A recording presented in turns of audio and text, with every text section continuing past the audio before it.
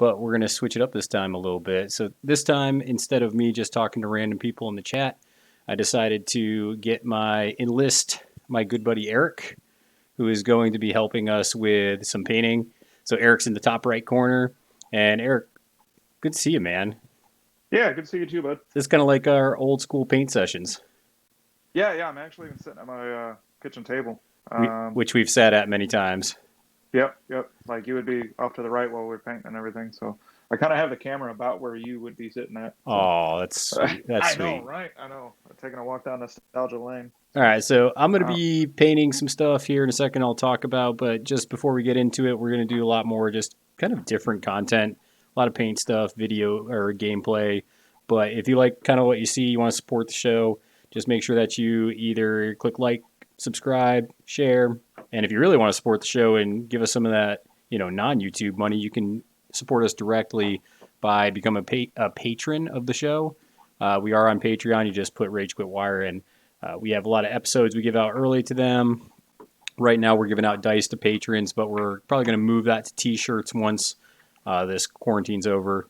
And you get a lot of other just cool direct access to Chris and myself. And I even played a game with one of our patrons the other day on Tabletopia for God Tier, so that was a lot of fun. So, yeah, just putting out a lot of content, support the show. What I'm painting is something I started the other night on stream. I'm painting Malifaux keyword Plague. So this is from the Outcasts. You see my alternate sculpt, Hamlin in the back, and all the stuff that I've been working on. And Erik, what are you working on over there? So I have every Imperial Assault mini, and like before the quarantine and everything like that, we had a regular Imperial Assault game going on, and it was always cool to have painted figs on there. So I have made it my goal to at least like paint up the majority of what I'd need for the next campaign. So I got stuff like this is a Imperial officer that I'm painting up, and I got like 3 different paint schemes for him because there's a couple of different levels of officers in Imperial Assault. In addition to that, like you can have multiple officers on the field, so having them like look different colors makes it easier to keep track of. So I have these 6 Imperial Assault officers, and then a couple of like named characters. I need to do the finishing touches on Grand Admiral Thrawn. He's one of those like super bad guys that are the key figures to one of the expansions. And then I need to do some touch-ups on some HK Assassin droids. I did not clean the guns correctly, so I need to actually like touch those up before I put them over into the to be based file. So hopefully I'm gonna get most of these done tonight, and then be able to like base up everything. So you might even see me like do a different basing style, because Pete generally does his basing first and then primes everything over so it seals in there. But I have been priming first and then basing afterwards. So yeah, which is be like a different perspective on that. Yeah, and my son actually asked me about that. He was like, "Well, I want to base first." I'm like, "You can do that. There's positives to doing basing first, but you just got to realize that sometimes you make mistakes and you get stuff on your basing, and then you'll have to go back and touch it up." Yep. So a prime example is this. So this Royal Guard right here, he is done except for the basing, and you can see how I have like I don't know if the camera is good or the lighting's good, but you can see how like I've gotten red on the base and everything like that. Yeah. Well, it's pretty easy to clean that up by just like with black paint, and then when you put the basing on top of it, it covers up that paint. So.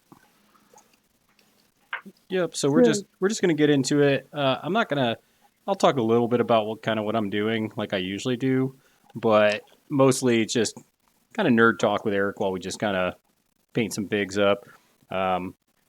We are kind of experimenting a little bit here. We got Skype video call on, and Skype can be a little choppy, which we've already seen with Erik there, and that's fine because your voice didn't go out. But if the video kind of lags a little bit on Erik's end, just focus on me because my internet isn't run by Buffalo.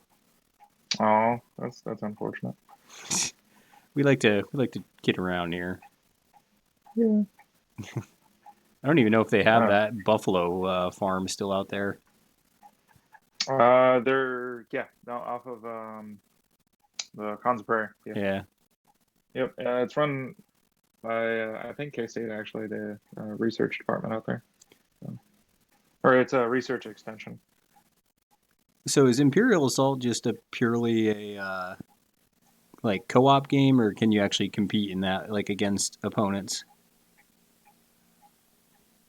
What's that? I said, is Imperial Assault just is it co-op, or can you be competitive with that too?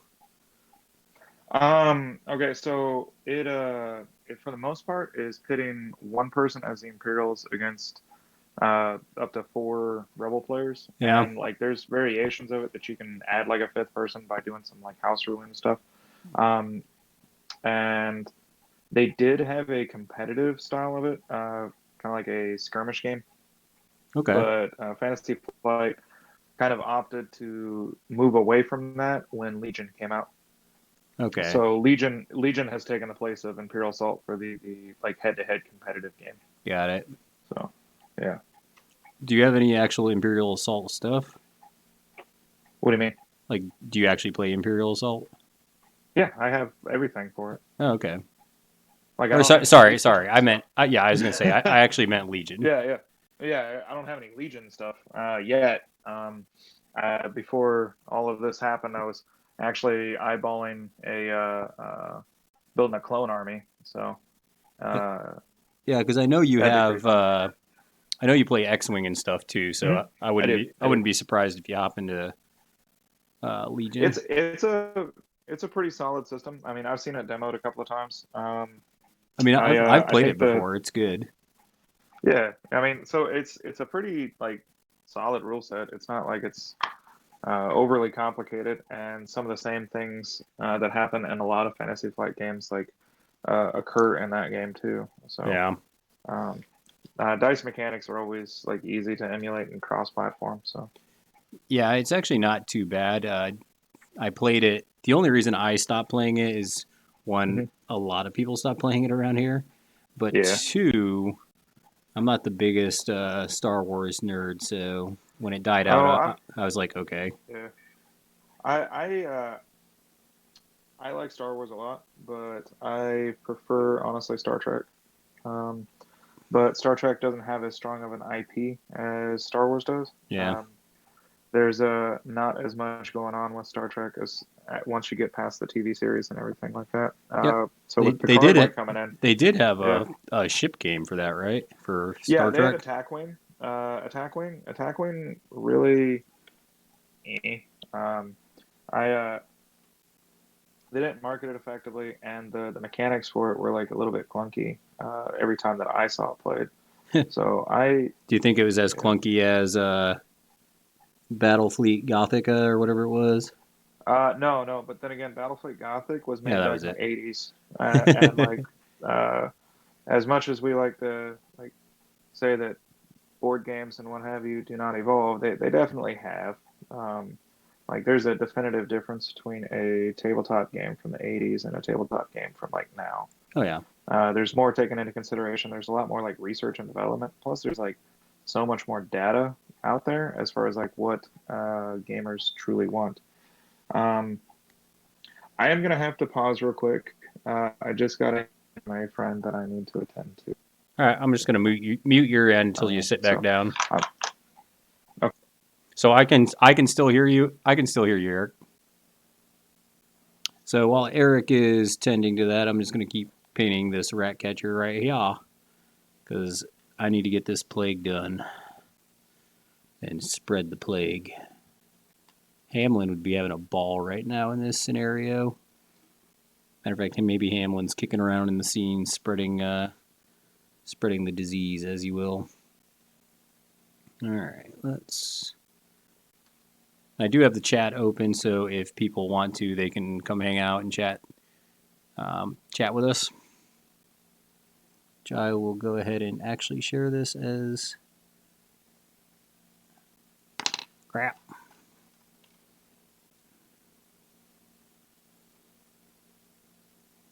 Okay. This dude only has one boot on.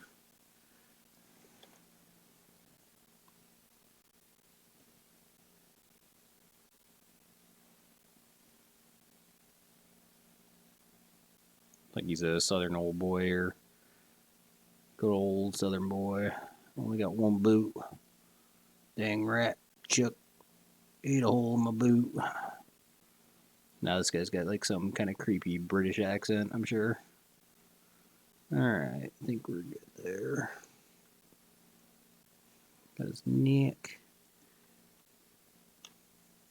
Dude's got some gnarly kind of skin disease situation going on here. Okay. Alright, let's share this real quick.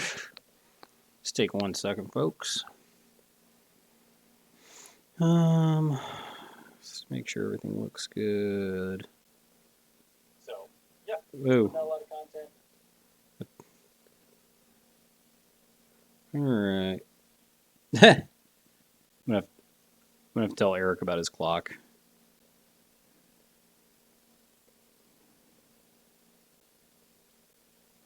Let's see here. Share. Right in a post. Paint. Party.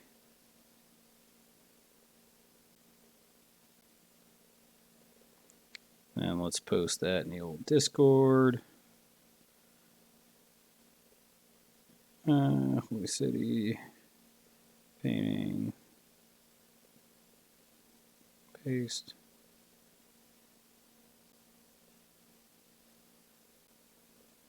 Also on YouTube. Okay. Alright. Probably should get the Facebook app open just so I can keep an eye on it.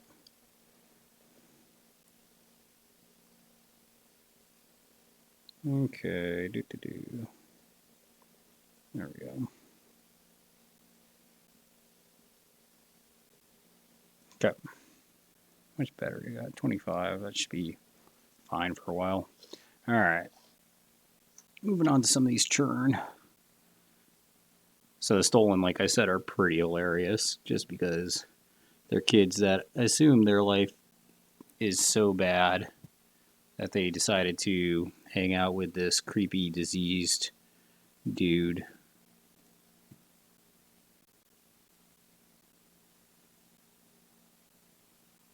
It's too watery. It's alright, this kid's so tiny.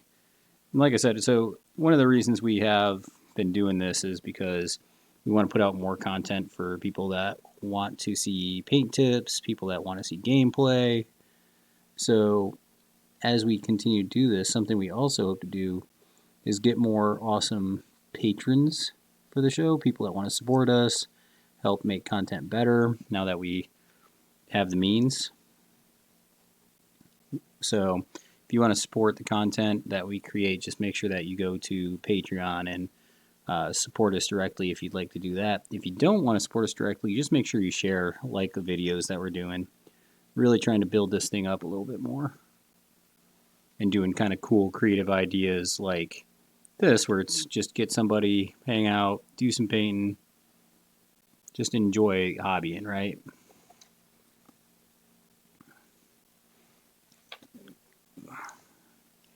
Sorry, I just got to get used to painting this because the camera is actually a little different now that I have Erik's camera in shot.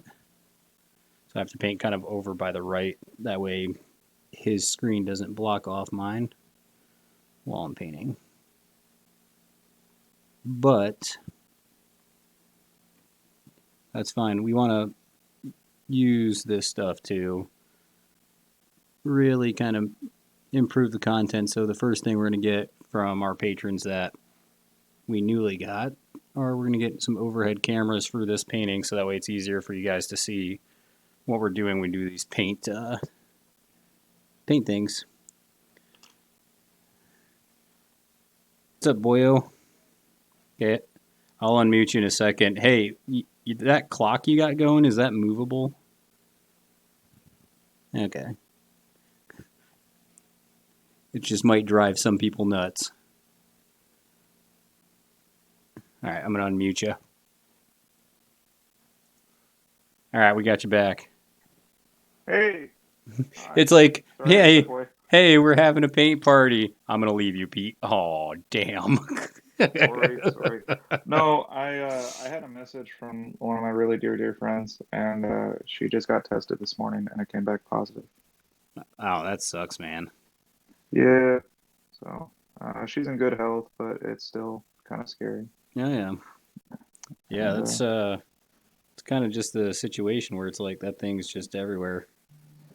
I agree. I actually had very unfortunate. I didn't tell you this, but I actually had one of my aunts tested positive for it. Oh shit. Yeah, probably about a month ago. Mm-hmm. But she's up in New York, so it was kind of like, oh, okay, well, I mean, New York. Yeah. But she was on it. She was rough for a while, but she ended up coming out of Mm-hmm. it okay. Well, luckily, the mortality rate is still pretty low. It's just the reality of like this isn't just like a cough or a cure that you just magically get. You don't like just sleep it away. Yeah, it's one of those things So. where it's like you have to take it seriously because we've talked about it before. Where it's like this thing evolved. I mean, it could just be devastating. Agreed. So, but yeah. So I'm just going over with this one guy, and I'm trying to do touch-ups after I did a black wash on him. I'm painting these kidnapped children currently. That is weird, but okay. So, so you haven't demoed Malifaux before, Eric? Have you? The last time that I demoed Malifaux was like back in like Gamehound's time. So like you could each master has their totem, right? So that's kind of like I don't want to call it a mascot, but it's things that follow them around and help them or do whatever. So, anyways, these are you. Have you read Ender's Game, Eric? Yes. So I've been comparing these as the children in the streets of Rotterdam. Okay. So they're kind of like homeless, and they find this kind of disease weird dude that offers them rats as food and other things, and they follow him around and do his bidding. Okay. Big gulps. Yeah. Right. Yeah. I mean, that's not weird or creepy or anything like that. It is creepy. I kind of love it. Is the dude's name Epstein? No, his name is Hamlin. Oh, okay. That doesn't sound any better, but okay. He plays his pipe and gets them to follow him. Yeah.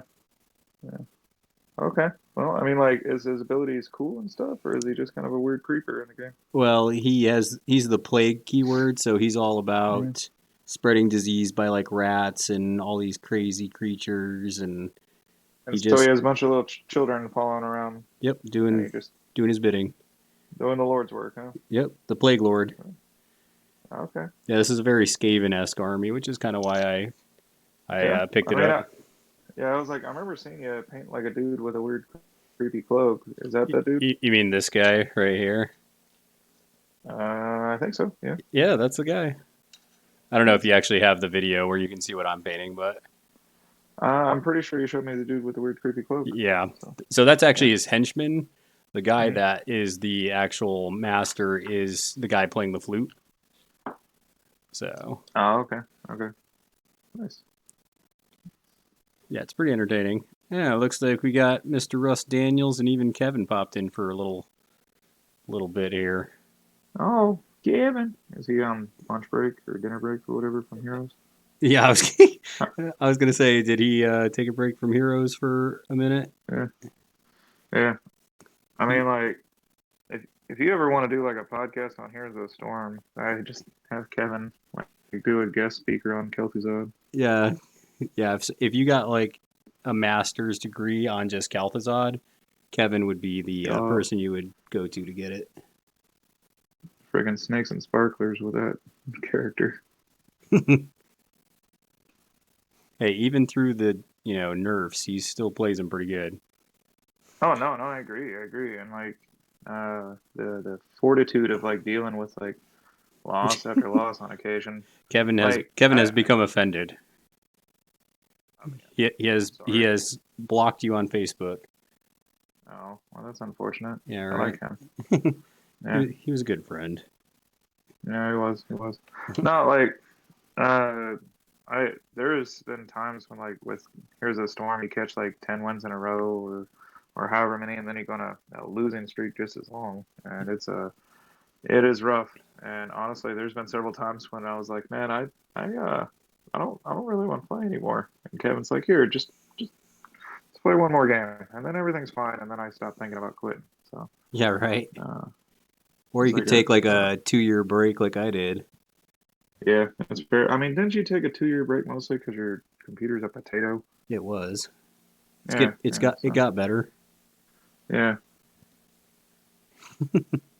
so I will say this about like a lot of the other miniature companies that their quality of figuring has like stepped up over the last like decade. Who's that? And well, I mean, a lot of the miniature companies like Weird Miniatures that Oh does yeah. Malifaux, Games Workshop has always been like super solid. But even those like Crisis Protocol minis that you were painting up the other Oh day, yeah, those are great. those are gorgeous. And like I really do like Fantasy Flight's miniatures, but they just don't have the same level of detail, and it's because they don't need to. But at the same time, like when you're trying to do something super cool and like pick out edge highlighting and everything, Yeah. like it's a lot harder because you wouldn't think that the less detail on a miniature would equal it being a more difficult mini to paint, but it is because you have less things to like kind of help bring out the accentuations of certain things. Well, And I don't know if that's I that's think our the paint problem with style that or what. too, though, is especially when you look at what you're doing there. Hmm. I think that anytime a game kind of is more on the lines of a uh, board game instead of a tabletop game, Yeah, I think you're going to see the detail go down. and I agree to a certain extent, but like with this one being geared more towards the board game aspect, because like they did have the skirmish of it, so you did have like individual models like coming out and like making their appearance known.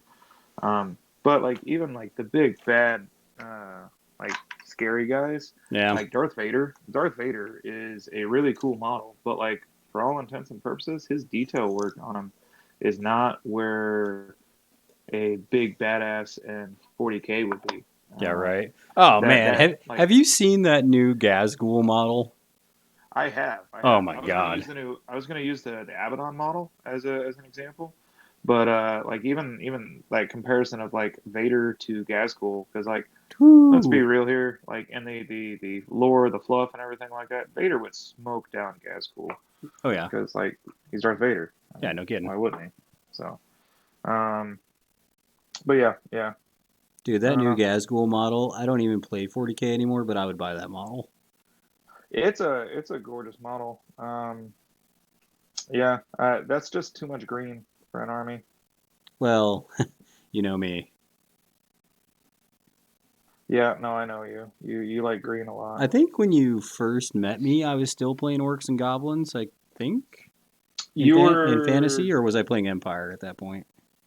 you were playing both. It Okay. was that transitory time when I think you were shifting from Empire towards Orcs and Goblins. Okay. Um, yeah, and then like I don't recall you staying with too many armies like a lot.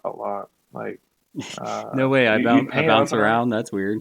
Yeah, yeah, I know, and like uh even in fantasy, like you bounced around a lot, and I miss Warhammer Fantasy, but I think the Skaven were like the longest running army that you had, Oh yeah, for sure. um, Easy.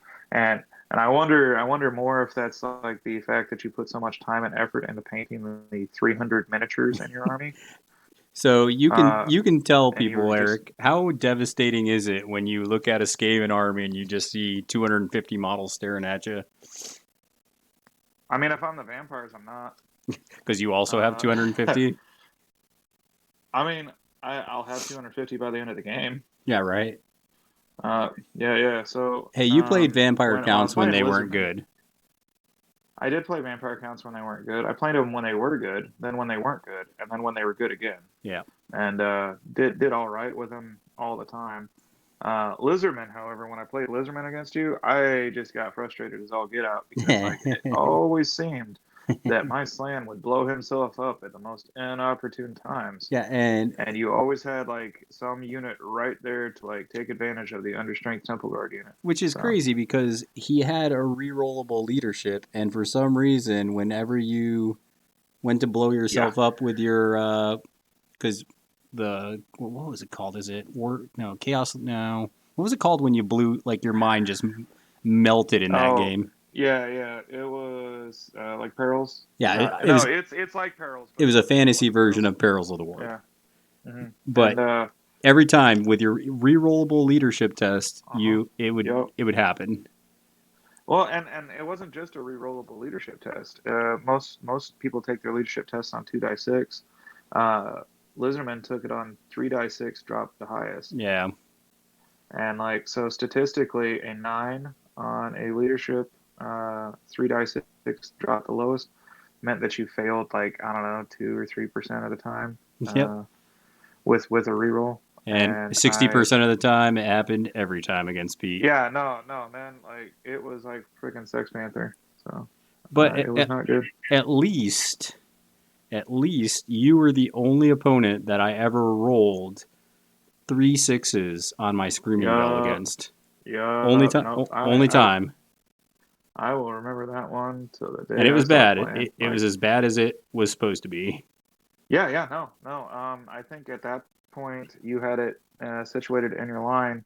I think the final kill count out of your like 180, 190 models or something like that, you lost 140. Yeah, not good. Uh, yeah, maybe 130, but like you lost everybody. No, that was game Uh, because you lost yeah. models too, but I think you only had like two Oh yeah. units affected by it, so you just Yep, because it happened like so early in the game. it was I mean, it bad. was like bad. So I was like, did that just happen? And you're like, yep. Okay, well, before you remove everything, you want to call a game? And you're like, yep. Okay, cool, let's play again. Yep, that's it. Everything's all set up. Let's just do it. All right, there it is. I was like, where's my pink? I need pink for the tails. Oh, yeah. Yep. I'm not so, and this tells you how bad it was. Um, when I painted my Skaven, I painted them as albino rats, Yup. so that was even more fun to paint. Well, it was albino rats, and then what you did was you put like what was that, a sepia wash or the Devlin mud Yeah, over yeah, it, yep, so it stained it, and that's before they put out those contrast paints yeah, again. And when I say again, I mean like they used to have the inks, and then they put out contrast paints. yeah, yeah. But I am so. This is a kind of similar paint scheme that I had with my Skaven Erik. So a lot of Okay, like greens and browns and stuff like that. gotcha. Um, Are you doing the same like stippled rust effect on a couple of things? I did do it on some of the stuff. Okay. That's what I actually did the other time I painted. There's a couple of items like some metal boxes Hmm. that I painted that I used that rust effect on. But Yeah. Hamlin's crew doesn't have a lot of metal stuff because they're living in the sewers. So, Okay. No, so that's fair. That's fair. yeah, I would Everything just definitely, looks like shades of poo. yeah, pretty much. Yeah.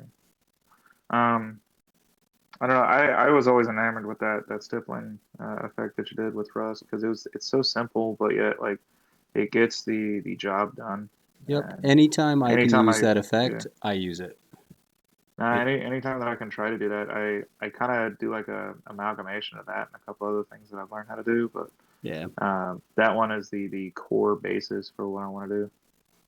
That and like when you taught me how to make waves and flames and stuff. So yep, that layering. yep. It's just something, and that's kind of the best thing about when you do kind of paint parties is, you Hmm. know, people have been painting for different amounts of years, so it's cool to pick up different tricks and techniques that other people have used. Yep. I mean, not everybody's in the same place at the same time. Yep. Anytime that you can use a hobby time where you're like out to create something Yeah. in your vision to learn something as well is a definitive win. Plus, like let's be honest, man. Like just having that extra community feeling of when you're doing your hobby, because like not everybody just likes to hang out and paint at home in their home. In fact, I think that's probably one of the big reasons why I stopped painting for a good period of time is that I just didn't really feel like doing it when I'm just kind of not saying anything, not doing anything. It's like, And well, like, this is boring as all hell. yeah, I mean, because I mean, we talked about it before. Like, you'd come over and paint, or John or David, or well, not so much David. David didn't really like paint too much with me, but Dennis. And Shout out to my boy. oh yeah, yeah. No, we'd get some good paint going on.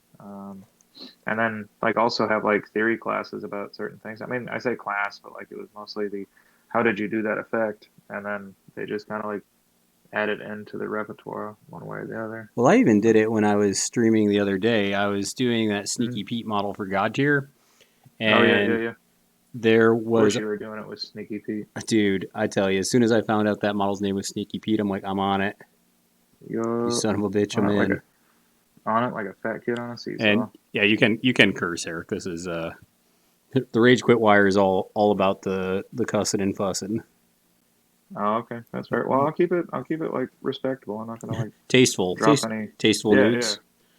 I mean, strategically placed wheels of cheese. But I was painting that model, and Hmm. I just kind of there was one of my friends in the chat, and he's actually Russ is in the chat right now too. Yeah, yeah. Um, just kind of listening. But anyways, I was like, man, I don't know how I want to paint the rock on this. So I was Hmm. just kind of sitting there, and I was like, somebody give me an idea. It's like I don't know how I want to do this, but it needs to be different. Like it can't be Yeah. just it couldn't be like gray or brown. It needed to be different. Okay. So Russ sent me a picture of it was kind of like this orangish brown rock on like a beach scene, and he's like, Hmm. "Hey, that might look cool," and that's what I went with, and it turned out really good. So Yeah. that's what I like about getting together and painting with people because you just bounce ideas off of each other. And No, I agree. I mean, like that. That's probably the best way for like any type of artistic development is doing that. Um, like the collaborations. Like I know that in some of my like historical reenactment stuff, they'll have like the artisans that actually try to recreate things mhm. will hold like workshop days, and then like try to pass on what they know, and then like also are open to other people, like kind of theory, hammering, spitballing, all that other fun jazz. Yeah, So, because like there's a technique called a refosé where you're basically raising copper to like different designs and all that other jazz.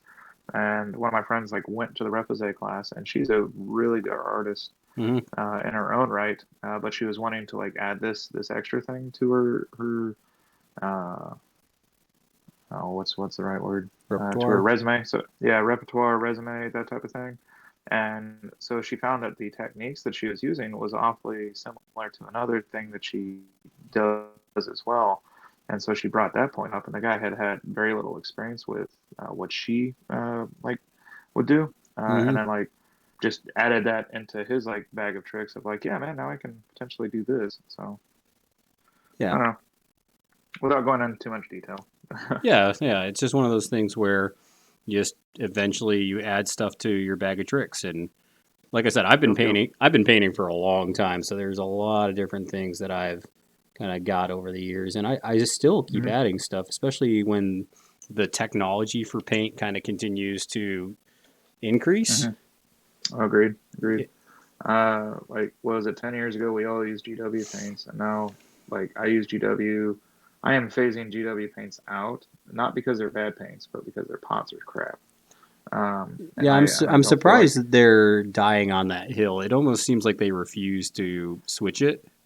it makes no sense because, like, almost every other type of paint, like, that's sold, I've seen in, like, the dropper form, like this, like, the dropper form, or some kind of thing like that, and they just love to sit on their proprietary paint pots that don't seal correctly. Well, And I was actually just gonna say, we know GW is all about the money grab. Do you think that has to deal with the fact that your paints dry out and then you got to buy more paint?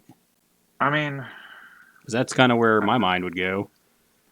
a conspiracy theory, sure. I Put can your see little that. tinfoil hat on. I mean, like if you want to rock the tinfoil hat and say that, yeah, I kind of subscribe to the mentality of do not attribute malice what could be explained away by ineptitude. Yeah, So, that's fair. I I don't think that they're maliciously trying to do it. I Might be think they're just laziness stupid. too. Yeah, I think it's a combination of being stupid and lazy. So, Yeah.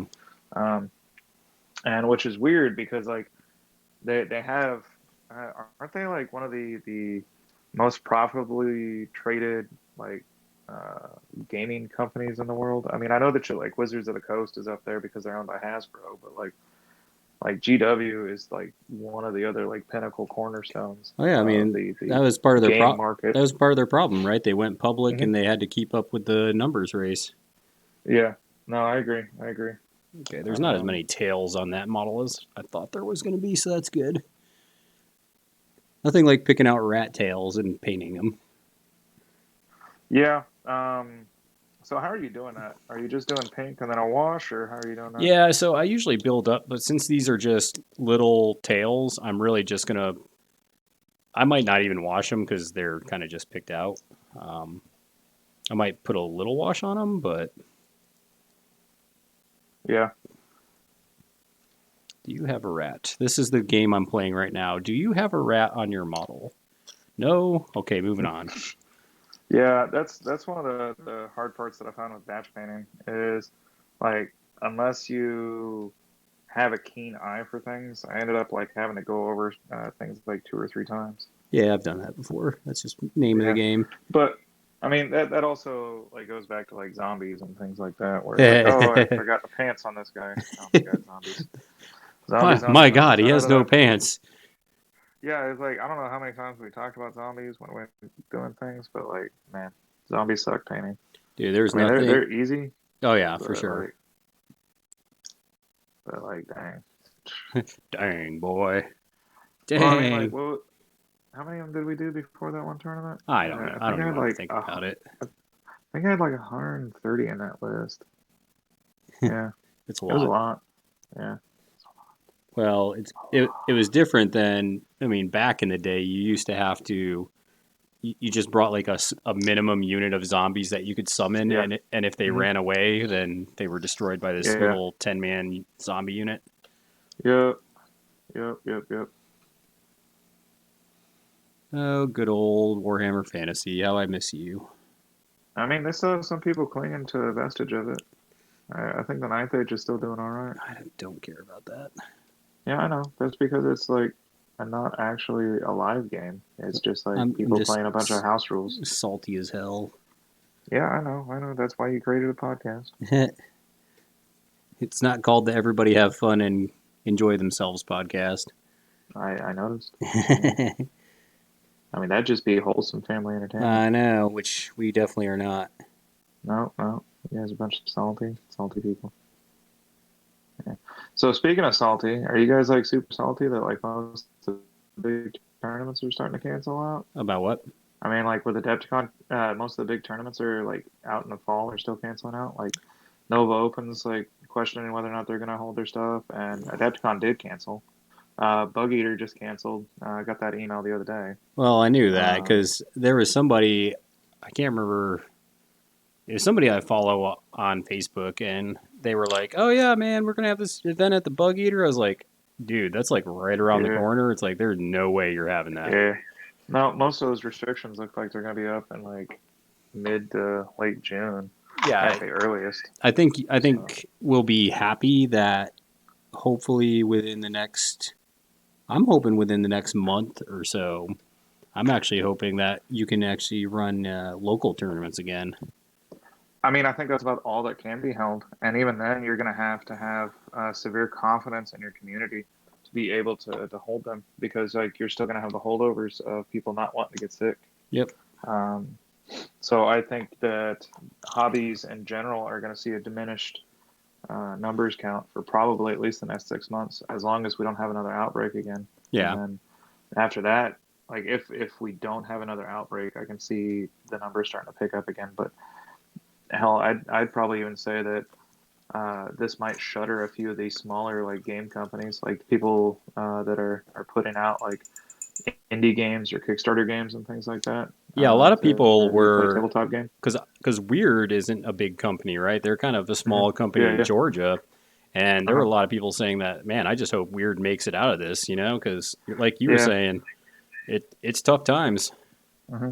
Well, and the only thing that I can think of that insulates those type of markets are the fact that the product is probably already made, so they already have that overhead already taken care of. Yeah, And then unless their uh, overhead is massive with like their employees and everything like that, then they should be able to stay fairly lean for like a decent amount of time. yeah, But I can't imagine a protracted decline in things not affecting smaller companies. yeah, Hell, like even before this, Fantasy Flight was like doing restructuring and layoffs and things like that. Like their entire RPG section was like reorganized, and they basically cut down the staffing of their RPG people by like half. yeah.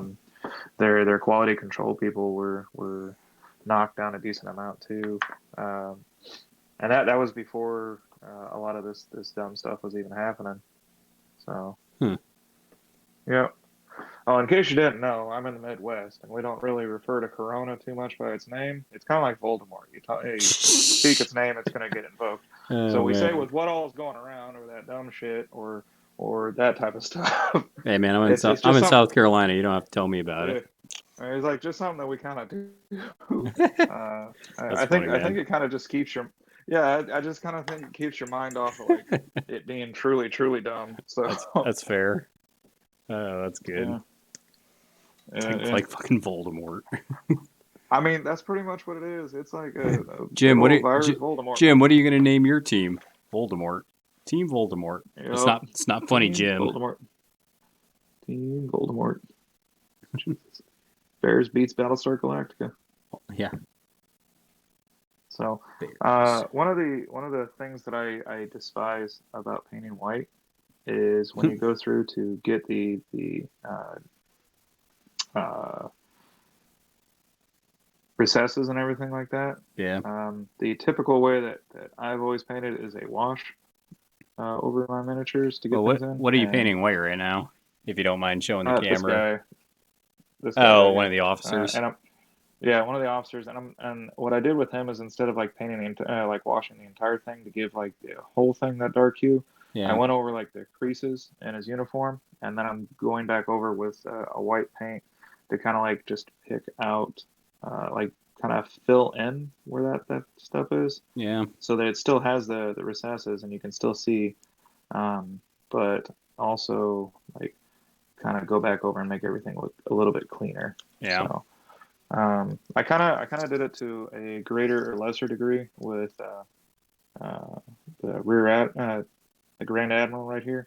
Um, you can see in like some of the recesses and everything like that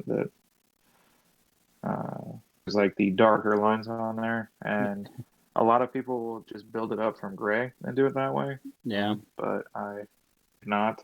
Foresight is not a friend of mine currently, so. If I was gonna do things again, I might have done that differently, Hmm. but you never know. You do never know. Yeah, pretty much. I'm gonna I do don't it. know. I got this guy Go smoking a ahead. cigar. I'm gonna do a cool smoke effect with this. Nice. So just a kind of and this will get painted up as it goes, but I'll talk about it each time I paint it. So Hmm. there's a cool smoke effect you can do when you do flames, and you kind of start off by painting it dark red, and then you want to build up the brightness where the source of the flame is coming from, and then as you get to the end of the flame where it looks like it might convert to smoke, you kind of do this like charcoal to lighter kind of gray, and it gives a cool kind of smoke effect. Nice. Yeah. Doing that on Benny and the Rats here. Do I have any? I think I might be Why is it ready. that when you said Benny and the Rats, all of a sudden I had like Benny and the Jets running through my Because, head? dude, I've been singing that like pretty nonstop. Benny and the Rats. dun, dun, Dinner. dun, dun, dun, dun, dun. Get some show tunes in here, man. Yeah, I mean, is that gonna get you demonetized for me saying that? Well, that'd be Yeah. assuming we made money, and really Oh, we okay. have a few awesome patrons who like Mhm. supporting us, but Yeah, yeah. Is one of we are not is one? YouTube money yet. I was gonna say, is one of them your wife? Is she just being nice and giving you like some money? No. Oh, okay. I was She would not do that. my wife would. She's cute. She'd probably also like write me a note or something too. I'm proud of you, Eric. Yeah, you're doing it, Eric. You're doing it. I'm like, Tell I'm me doing that. it, Hillary. I'm doing Nope. Who has bronze? I think this might just go Yeah. in Hamlin. it. Hamlin. There we go.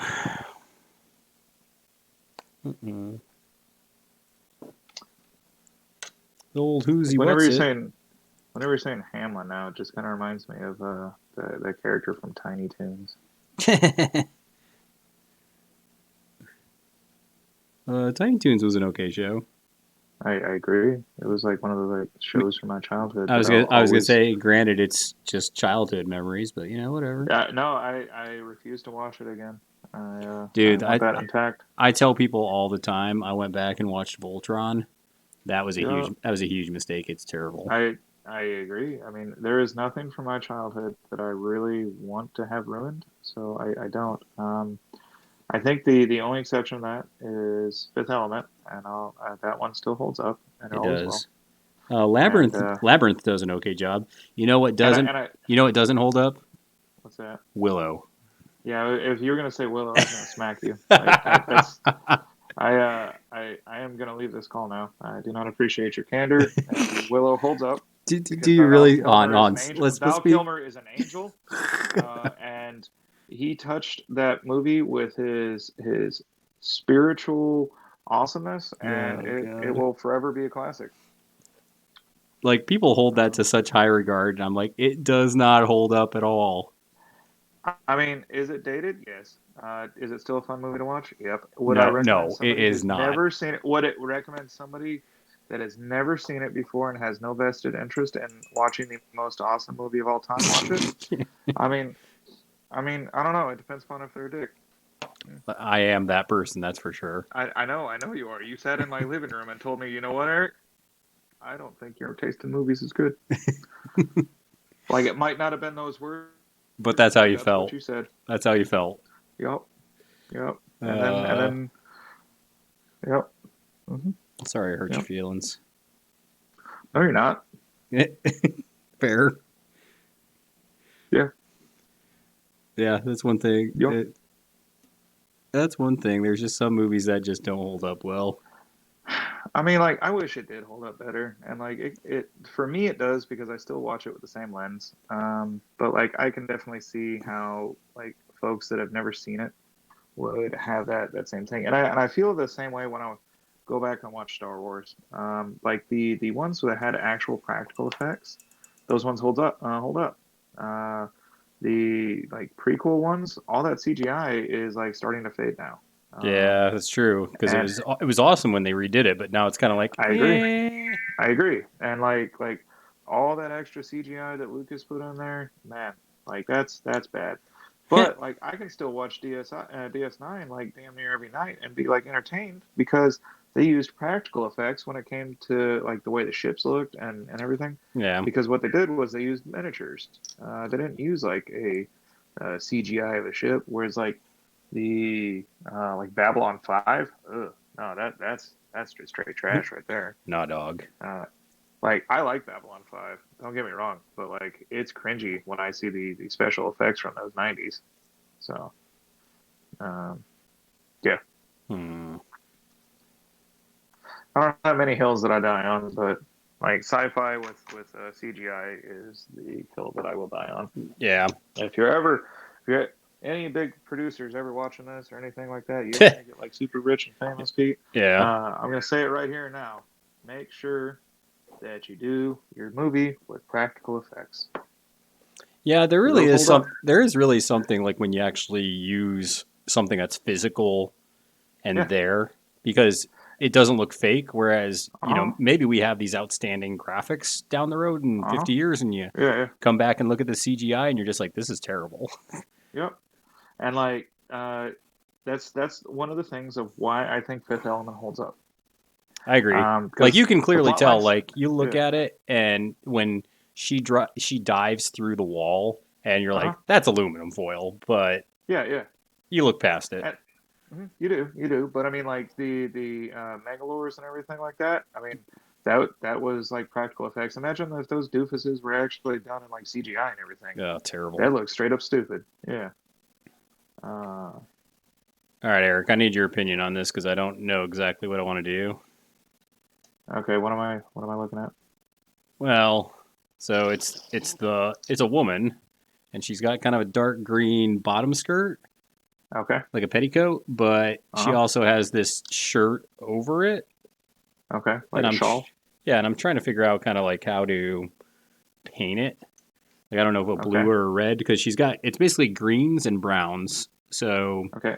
So what's the theme? I mean, dirty. I mean, Okay. she's not a rich gal. She was brought up on the streets and probably living in the sewer. She's petting a rat. Okay. Are you wanting it to be like a contrasting color, or are you wanting it to be like Yeah. something that Oh, stands yeah. out? Yeah. I want something that pops a little bit. Something that's a little Okay. different. Do a really dirty yellow. Ooh, that's interesting. I got something for that. I think Yeah. this might be a good test of the contrast on this light brown primer. Yeah. Yeah, that's the stuff. Good. That's a ticket. All right, Eric, Yeah. entertain them for about 10 seconds while I grab this paint. All right. So this one time when Pete was staying at my house, he fell asleep and he was sleeping on my couch, and I was getting a cup of coffee, and all of a sudden I hear like coming from the living room, and I Okay. like walk back in, Oh, God. and I see him like thrashing around because Is this the my banana big bread? fat cat, no, my big fat cat was like sitting on his chest, and his butthole was facing right in Pete's face. Uh, Why would you share that? you told me to keep him entertained.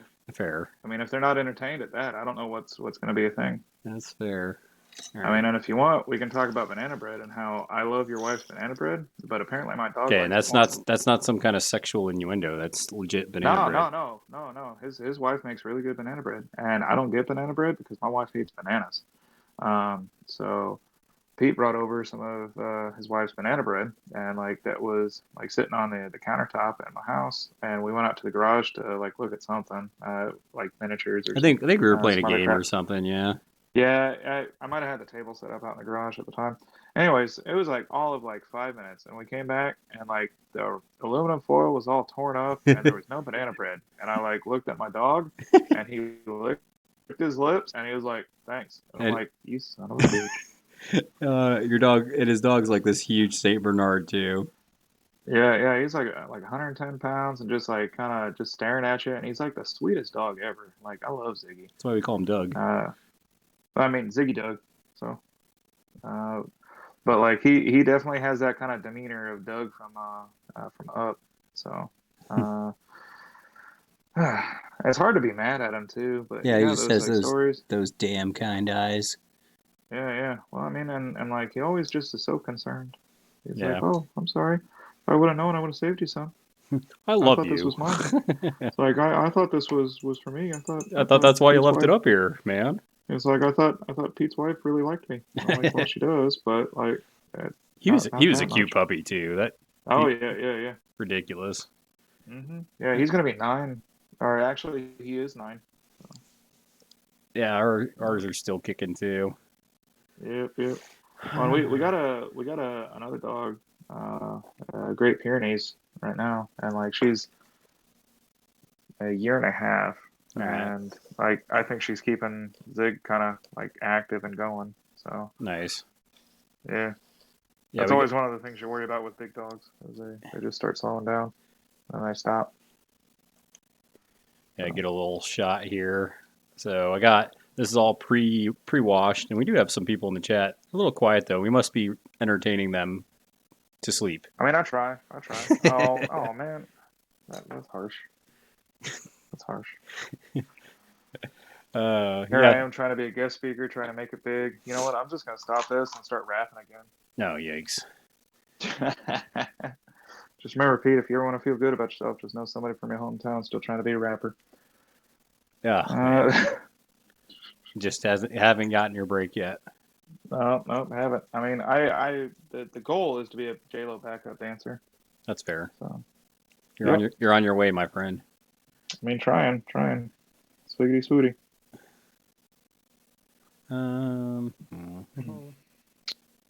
Do I want?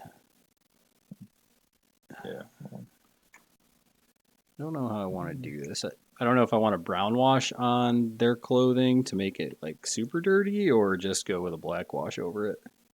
I mean, Because the I problem, always like that. the darker colors, it's not going to pick up on. Yeah, I always like sepias. Sepias were really good. Yeah, I got the seraphim sepia that I use. Yeah, that's always my favorite when it comes to like a dirty wash. I tried really loving that Devlin mud, but it didn't like really fit kind of what I wanted to do. I think I'll do it on the light greens and then the skin tones. Mm-hmm. Okay, I think that's what I'm going to go with. that's fair. Because the dark green, it just won't do anything to. No. All right, so let's get that seraphim sepia. Yeah, good. If you too want to be on Pete's Paint Party, please send a letter to 9. Oh man, what? Oh, it's just gonna try to.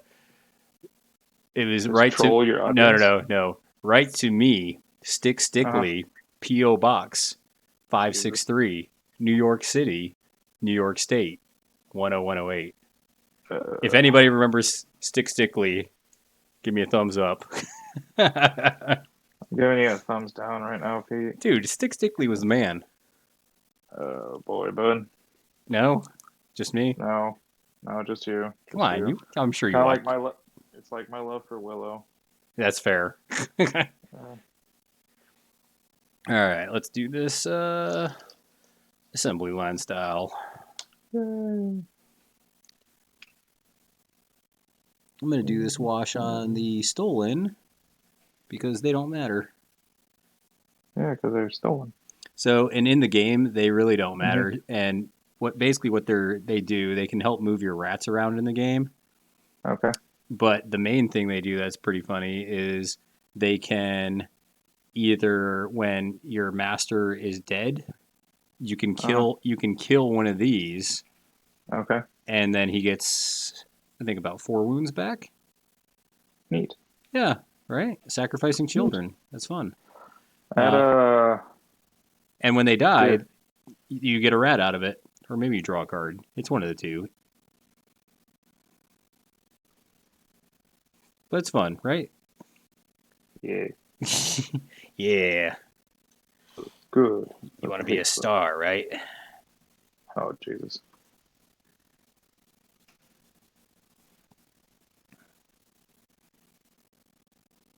How much battery do I have left on my phone? I don't know. How much do you have? Oh, we got battery. Yay, battery. Alrighty.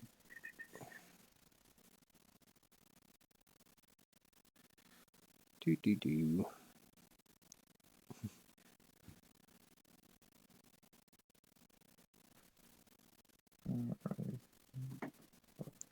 Alright, too. I don't know. What are you doing over there? Are you just basing? No. I'm there's rank emblems on all these officers. Yikes. And I'm actually going through and giving them their correct rank. Like this guy is a major general, so he has 3 pips of yellow and then 2 pips of red. So wait, And, is that something that's actually on the model, or are you painting that on the model? Yes. Okay. So the detail work on it is not great, so I'm still having to like find it and then kind of like go. So it's on there, but it's like not really pronounced. So by adding that color on there, you're gonna make it more pronounced so that it actually like has It actually shows up. yeah, yeah. Because otherwise you could look at it and just be like, oh gosh golly man, that's an officer. And I'm like, well yeah, you're right, you ain't wrong. But this one will actually be like, yeah, no, you can look and see. Yeah, and you always do a good job with your attention to detail when it came to gaming and DMing and stuff. So I mean, like it. I think where you were able to like speed paint things, I was able to like look and see for like some detail and like pick out that little bit of extra detail. Whereas like it didn't actually get me any more people like saying, "Gosh, golly, Mister, it looks great on the table" compared to yours. yeah. So, yeah, Well, it it's one gave of me those that things that you don't notice until you pick it up and look at it like a little closer, yeah, right? yeah. No, agreed, agreed. And like we both try to go for that 3 foot rule, but I like it when it's like at that 18-inch rule. I can see like a little bit more.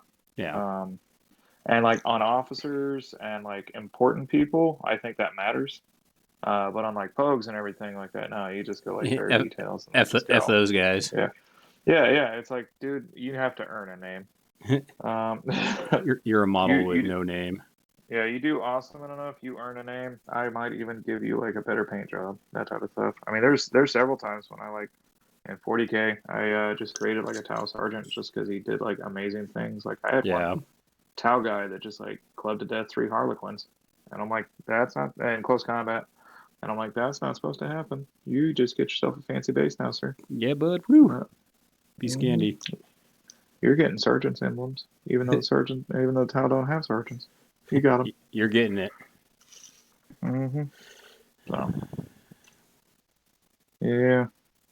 So like aside from playing Thai, how are you doing as far as like playing games? Like, are you doing anything like tabletop simulator or So there's a couple like of things. Vassal? Yeah, there's a couple of things I'm doing. So with War Machine, the only way you can really play is on Vassal, which is Okay. fine. But I'm not a huge Vassal guy. Like I don't know. It's 2D and it's uninspired. Yeah, it pretty That's much the only reason I like playing Vassal right now is it mhm. lets me kind of um, try out lists that I want to try when we're out of quarantine I can see. Yeah, or self I can isolation, definitely see that. whatever you want to Hmm. call it.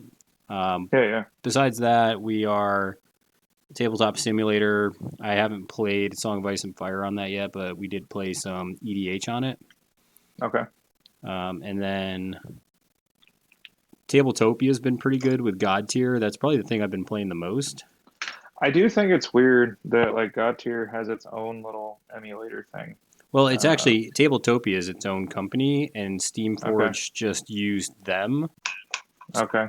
as the platform instead of something like a tabletop simulator. Gotcha. Which, I mean, I guess it's like the difference between like the Ubisoft launcher and then Steam. Yeah, But I don't know. because it's actually you can run it off of Steam as well, I believe. Oh, okay. That's neat. Yeah. Yeah.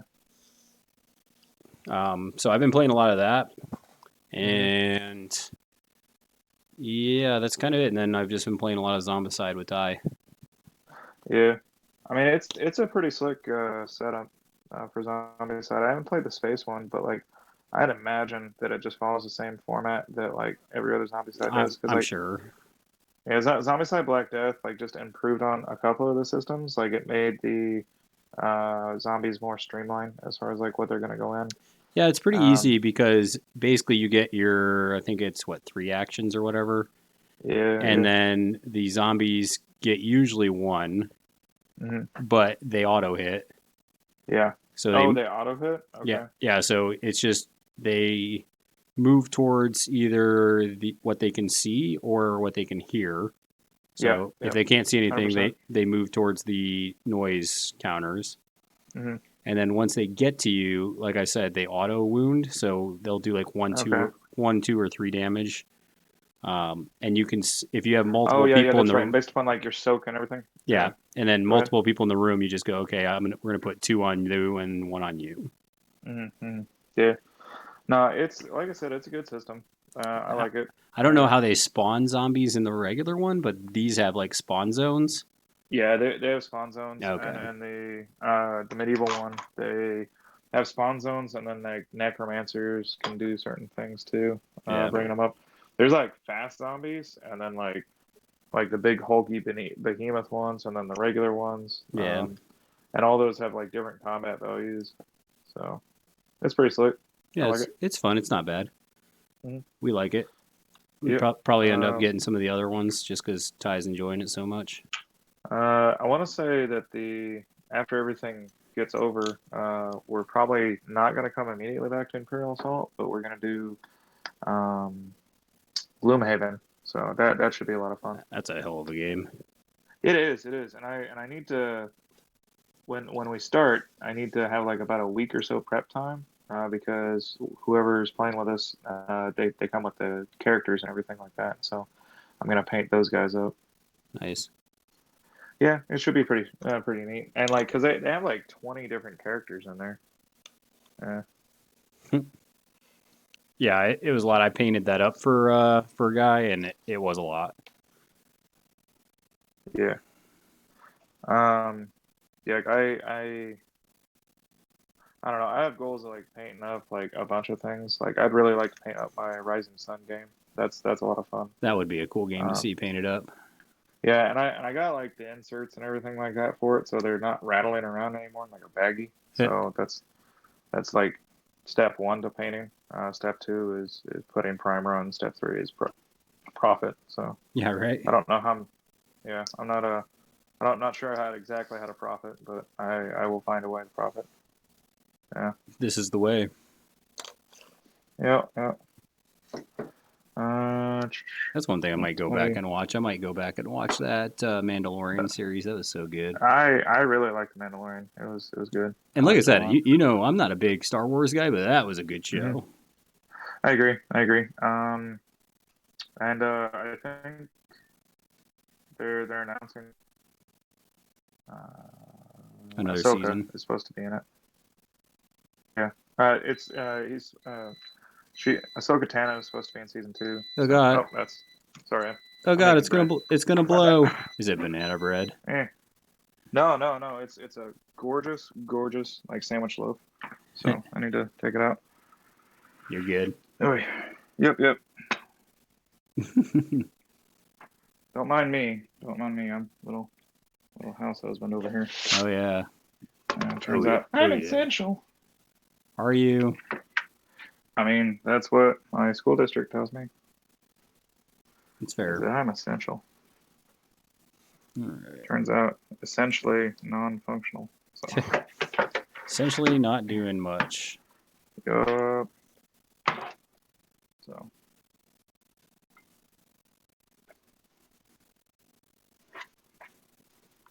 The Rat King can.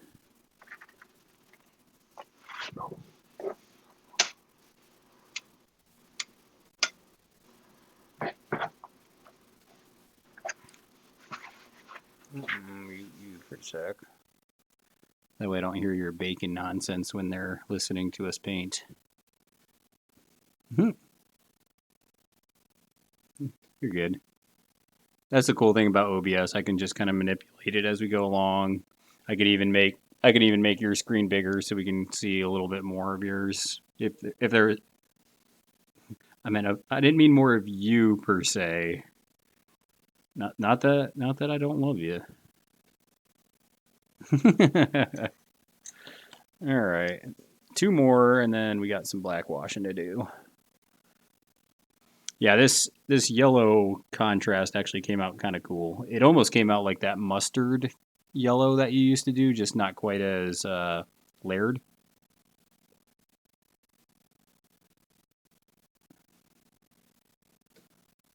Mm. Yeah, I've been digging God Tier, man. It's actually a pretty cool game. It's got kind of a board game, but still a tabletop feel to it. So I've been enjoying that. Well, it's nice because it's simple to play, so you don't have, and the setup's quick because it's on a board and it's a hex grid. So you really don't have to do the setup, which is nice once in a while. You just want to kind of play.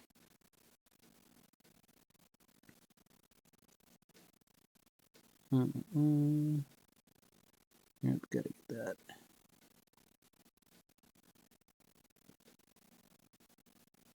Andy and the tuna.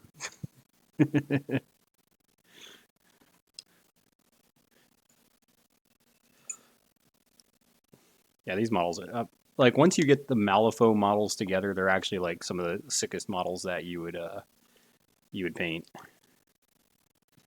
A lot of detail in them.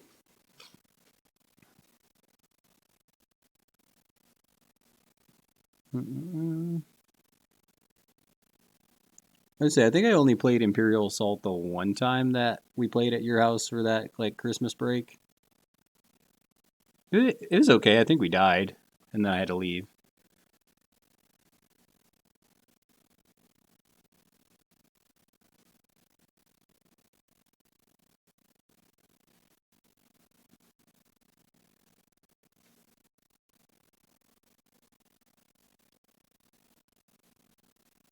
Just neuter everybody.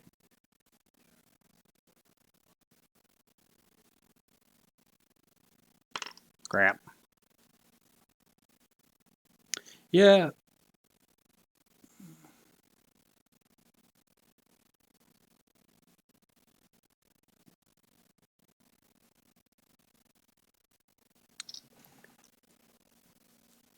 Thanks, Mike. Michael? I think it's Michael. Can't remember what you prefer going by, Michael. So we just had somebody talking on the YouTube channel, and he was saying that the Hamlin crew's looking pretty good. And I was like, oh, thanks. I've been just working on them, all the ratness. This is neat, and we're working on putting a wash on them right now. So that was the brown wash, and we're kind of working our way through it. Yeah, Michael's actually part of the. I got a Malifaux Vassal League that I'm running, Erik, and it's going pretty good. We got about 12 people that are in it. We're in week 4 of it. Because you know me, I'm used to running stuff. Yeah, he said Malifaux is one of his favorite sculpts, like company, like sculpts and design.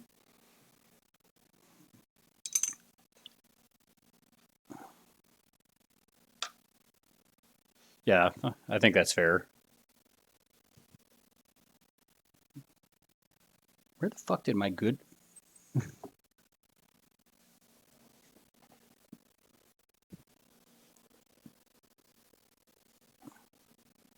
Yeah.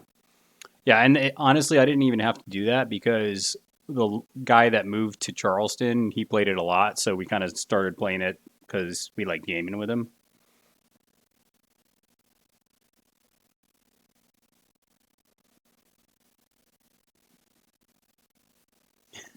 Yeah, this Hamlin crew, like I know that it's going to be tough for me to figure out how to play him because he's a summoner, but just the jank. I mean, I love jank. Jank's just some of my favorite stuff to play. I mean, what jank have you seen me play? Oh, I forgot. I'm sorry. Well, no, I actually I'm glad Michael said something because I forgot to unmute you. Oh, okay. he's like I can't hear the man in the tiny window. Oh, okay. Yeah. No. Thanks, Michael, That's for the fine. heads up on that. Thanks, Mike. I feel appreciated now. Man with no voice. Yeah. I mean, the farmers aren't really jank for Guild Ball. They're just stompy. What the hell are you talking about? Like, they were all jank. It was like, congratulations, we're gonna introduce this new guild in the game, and they do everything completely different than every other guild does, and you're gonna have to learn our rules, otherwise we're just gonna run all over you. That might be fair. And like I at the thought you were time, going to talk about when I played Circle. No, your circle was like, it was all right. It Oh, wasn't like, I see how it is. I mean, it was janky, but like, it wasn't like congratulations, you just showed up to not fun time, and that's what playing your farmers was Yeah, like. It well, was like, that was pre-nerf farmers. yeah, I get that, and I understand that, and it's well deserved, but like, I felt like I needed to show up in khakis or something. Ooh, we're gonna start that hashtag Michael just set up. It's hashtag Team Tiny Window Man, also known as I Erik. appreciate that. I appreciate that. Tiny window man. That's me now. That's just we need to make you just like a Twitter or something where that's your name. Sort of. I mean, he's not on there, but like you can't see him, but he can like hear you if you say something. Oh, I can hear you. Is that Mal? Yeah, that's Mal. Oh, she's awesome. Tell her she's Yeah. beautiful and she's a saint. Pete says you're beautiful and you're a saint for putting up with me. That's a true story. Yeah. I have this one. Yeah. So, yeah. No, and she's humble too. So, Ooh. yeah, the bread just came out. So, Yeah, I was gonna look at it. yep, it looks good. Yeah, I that's why messed it up she's a in little bit when I there. was taking it out. Yeah, I know, right? It looks good. Yeah. Where's my black wash? There it is. Get ready for bed. So I can get up and start working good tomorrow. Yay, go team, because you're essential. I am essential. Yeah. I worked 11 hours I know you did that. today. Yes, indeed. All right, so you headed to bed? Yeah. Okay, cool. All right, we'll talk at you later, Slay. Look at it. Yeah. Come on, dude. I think it out. All right, hitting the black wash. Yeah, Blackwash. Go team. Well, that's when you just see the model just go from, 6 to midnight. There's been so many models that like I just did not like the way they look, and then after I hit the blackwash on them, I'm like, nope, I can deal with this. This is Yeah. fine. This is good. I immediately regret my decision of thinking to throw this model out in the trash. About what? About what? Throwing this model out in the trash. Yeah, because like I said, it's kind of one of those things when you first start painting that a model doesn't look good until it doesn't, right? Yep. So you kind of just got to keep like going with the vision. Mhm. Guild Ball is a good game, Michael. It's kind of in a weird spot right now. If you're gonna ask my honest recommendation, I'd hold off until they kind of fix a couple things with it, and not necessarily fix because it's broken, but Guild Ball is just one of those games where they need to freshen it up. So it'll be fun to play, but so if you have actually tell you what, if you have some extra money, it's the perfect time to buy Guild Ball stuff because a bunch of people are selling their stuff. What So- edition is Guild Ball in right now? Is it still, second? oh no, it's like in 4th edition. Oh, When you were playing, it was 3rd. okay, Yeah. that's fair. So I think the problem is it just got stale and there was some power creep with 4th edition. Yeah. So well, I- and then like all those minor guilds and everything. Like that. Yeah, and it's just tough to balance. There's a lot of stuff going on now. So Mhm. Yeah. yeah, Union's a ton of fun. I've been playing them a little bit too. I mean, I don't think Union has never not been like fun to play. I know, it's just you got Bill the Butcher. I mean, that's always fun. Hmm. What the hell is Mallory doing? Use it. She's letting the dogs out. Oh, that was your glass door. I was like, what is going Yeah. on? Yep. So, I mean, if you need to mute me, go for it. I mean, that's fine. I was just confused with what it was. Yeah. I know you're not going to continue doing it for the next, 20 minutes. Or am I? Okay, don't be that guy. I mean, I could be. You could don't be. know. These people don't know me. You don't I know could do me. whatever I want. I mean, I could go like put avocado on toast real quick. You don't know. What the hell does that even do? I don't know. It's like what people in California do. What? Really? Yeah, they put avocado on toast. That sounds not good. I mean, I like avocados and I like toast, so like maybe it like is a thing. I mean, I don't have any avocados, but like I might try it. Like, are they in season? Is that I mean, according to the commercials, they're always in season. fair? Yeah. Oh man.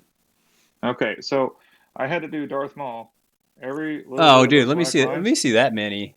Every little bit of the black lines on there is freehand because there is no black lines on there for So Darth Maul. something we want you to do because I have a feeling we're gonna do this because honestly I think it's entertaining for people to hear banter, Yeah. and then secondly I think just seeing two people paint different things and just talk about games is fun. But Yeah, yeah. and I just want to hang out with my friend, so people can fuck Yeah, off yeah. also. But Oh, that's fair. That's fair. but Yeah. we'll get you one of those. I don't know. You might have. Do you have an LED kind of like paint light? Somewhere. Like Yeah. I just. You don't need kinda to get it paint now. my I'm just kitchen saying right next time we do this, we definitely want to get you like a white light source coming Okay. from whatever your tablet is there. That way, when you Okay. show off the model like that, Yeah, yeah. I mean, I can It's just send you a picture and then you can show people the picture. It's I fine. know, but I'm just saying for next time that'll be something we can Okay. kind of adjust. I mean, now I feel like you're kind of just like saying, yeah, Eric, that's cool, nerd. Up your nerd game. Yeah, up your nerd game, Eric. I mean, like, you know you want to like stream more. I'm like, but do I really? And you're like, yeah. Yes, you do. It's like, you want to hang out with me? You got to stream more. You want to be a star, don't you? I don't know, Mr. Disney. Well, just No, I feel you. I feel you. I mean, most of that's just I getting my kid, accustomed to life with us. It has been the biggest hang up. Are you answering a question? I You mean, have me muted. You have me muted. no, so I can that's just hear me. you. Shut up. Okay. Michael is also on the Team Avocado with the Team Tiny Window Man. Oh yeah. I mean, like, I don't know. I mean, it might be a thing. Oh, that's going to be a I mean, thing. I've never had it That's before. So that's going I'm to curious. be when we introduce this each time we do it. You're going to It's be. like, Eric, have you had avocado toast yet? I'm like, no. Because It'll be one of those not inside jokes that only people from like the starting, part of this understand. I mean, I feel you. This is like the pilot Yeah, episode of Seinfeld, kind of. Yeah.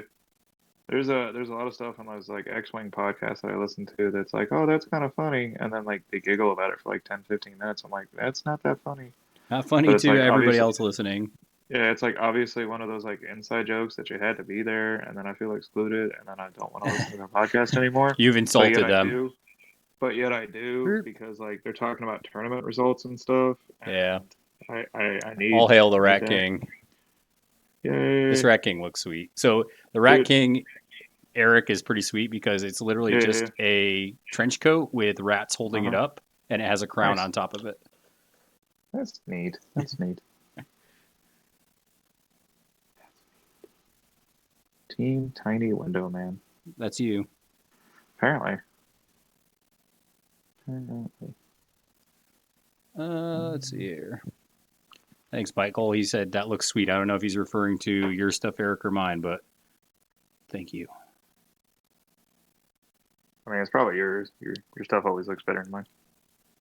Your stuff. I'm telling you though, I like a lot of your stuff. When it comes down to a lot of your schemes are really cool. Yeah.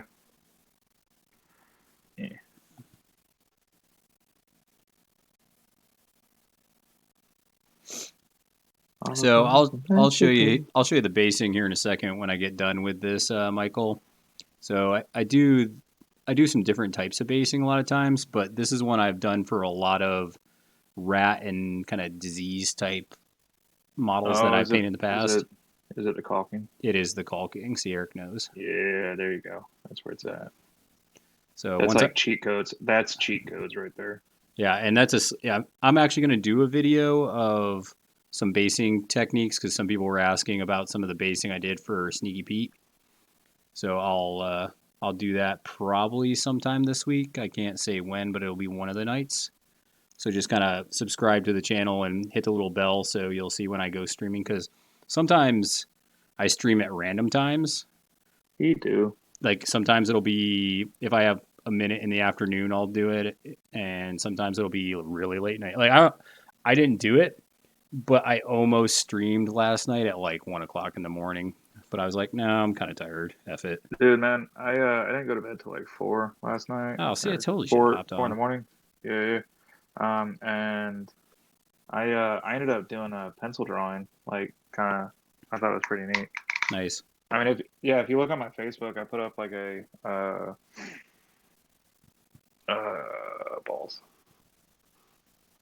album of like all the stuff that I've been doing in order to like stay sane.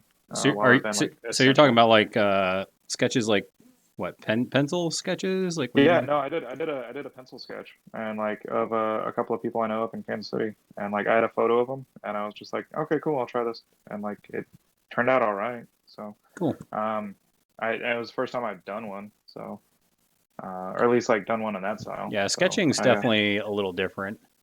Yeah, it's not intuitive at all. So, all right. Always close your pots because I'm going to show something and you don't want to spill your pots. Always close them in between. Yes. Do it. Oh, that's awesome. Michael said that basically like 1 p.m. and after is like his prime time. So if we stream, like he's all about it. I'm like, sweet. Oh, nice. All right, Nice. so I'm Well, gonna show this base off a little bit here. So Eric, you won't see this, but you'll know what I'm talking about because okay. Just describe it to me. you know I'll paint you like a picture. Use your words. All right, so probably the easiest one to see this on is probably the Rat King models actually. So I'll hold up the Rat King that's kind of washed here. So basically what I do is I use caulk, and that's just something you can get in your bathroom. And I put like little puddles of it, and you just spread it out with a toothpaste, and you gotta let it set for like overnight. Otherwise, it's going to be soft, and you can put fingerprints in it, and it'll look stupid. So you can do these wave effects. You can whip it up to look like there's little parts coming out. You can make little bubbles with it. And then all I did with that is once I let that dry, I just use either sand or with these models, I actually use this Astro Granite technical paint, and it makes it look like kind of granite rocks, and in this case, it kind of looks like mud. So the models are going to look like it has this slime effect, kind of like sewage. It'll be kind of this gnarly green that I'm going to use this Nurdle's Rot to really make look kind of pussy. And then this will just be mud, so it'll be like a dark brown mud, and I'll dry brush it up a little bit. But yeah, that's it for the basing. That's pretty simple. It's either that or I use sand. And then I'll. What kind of sand? There's lots of different sand. It is. It's kind of. I don't know. I actually. Don't you use like a playground sand? I sometimes if I want really fine, but I also get it from like Hobby Lobby where it's a little chunkier, so it looks like bigger rocks. Mm-hmm. So yeah. Gotta ask the hard questions. Yep. Yeah, What kind of sand do you use? I like using caulk is a cool effect that I've seen used for mud. I've used it for lava. I've used it for water. The Sneaky Pete model that I painted that you can find on the YouTube channel, I used caulk, and that's just water. And then I'll show you what I use on top of it. So once the model's painted, I use this water effect, and all that is it's the train water effect. And let's see if I can get it kind of in here. It's this realistic water, and I've had this bottle for like 5 years. And literally, you just put a little bit of that on top of whatever you want to have a water effect and let it set for 24 hours. And it'll give you kind of like a glossy, kind of like running water kind of effect. So, yeah, just some of the things I do. I don't know, Eric, have you upped your basing game? I know you used to do. What did you used to do? So I've done the sand stuff, and I've done like resin casting. What'd you do with resin? All my Space Wolves, I cast their bases. Why don't I remember that? It was the stuff I took down to Texas. I know. I'm trying to remember what it looked like, but I'm having a hard time remembering. It was kind of like gray stone. Oh, okay. I remember now. Yeah. Every now and then I'll like for my towel are like I bought that from somebody. Like one of those like base manufacturing type people. Yeah. For the most part, I still do like the quick and dirty sand bases. Those are like really easy, really good aesthetic. My Space Wolves and my Imperial Fist have like variations of that. Let's see. These guys, I'm just doing like a quick like Hobby Lobby fine grit sand base. Yeah. Like, Well, I think with those, I think that's important too, is when you do the model, like for those Star Wars models, I would not use the same size sand on these bigger scale models. Oh yeah, yeah. Because it'll look weird, right? Yeah. Well, not only that, but like because it is a board game and what have you. Like think about, do you put like $1,000 sound system inside of a $500 car? Yeah. So, I mean, like you might be like bumping in the trailer court and what have you, but like you don't necessarily need to be doing that. Well, and that's another thing when you do board games, you got to figure out like how much time should you spend painting something like that? 100%. Because like, when there's not as much detail, it's hard to pull it out. I mean, like if this wasn't Darth Maul, then I would not have gone through and hand did like all the things on the skin. Yep. And like I'm gonna do that with Ahsoka, like the hand painted stuff on there. But like It's just because those are the seminal characters that like they are supposed to have that. That's why you do that. Yeah. And I don't know, like I wouldn't go out and just do that just for giggles Yeah. on a character, not on an Imperial Assault character. Yeah, the models just Uh, don't have, they're not designed to have that yeah, much. no. Well, and not only that, but like other characters like across other systems, like Crisis Protocol looks really great and awesome and everything like that. But like if you do a lot of there's so much of a body of work on a lot of those characters that you don't need to like spitball and like come up with something like random, that type Well, of thing, I because it's already also, there. the thing, the thing I don't, with Crisis Protocol, the tough thing Mhm. is they have a lot of those symbols. Like you Yeah. see Black Widow's symbol, you see Captain America's, but the problem Mhm. is they're so small that after you prime them, you kind of lose that detail.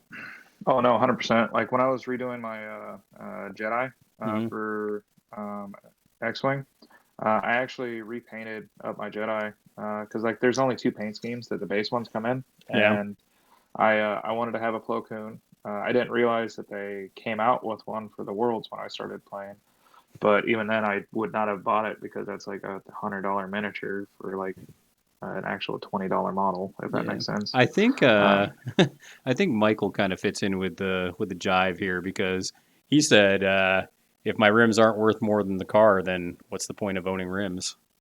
I mean, agreed. I mean, that's a big thing.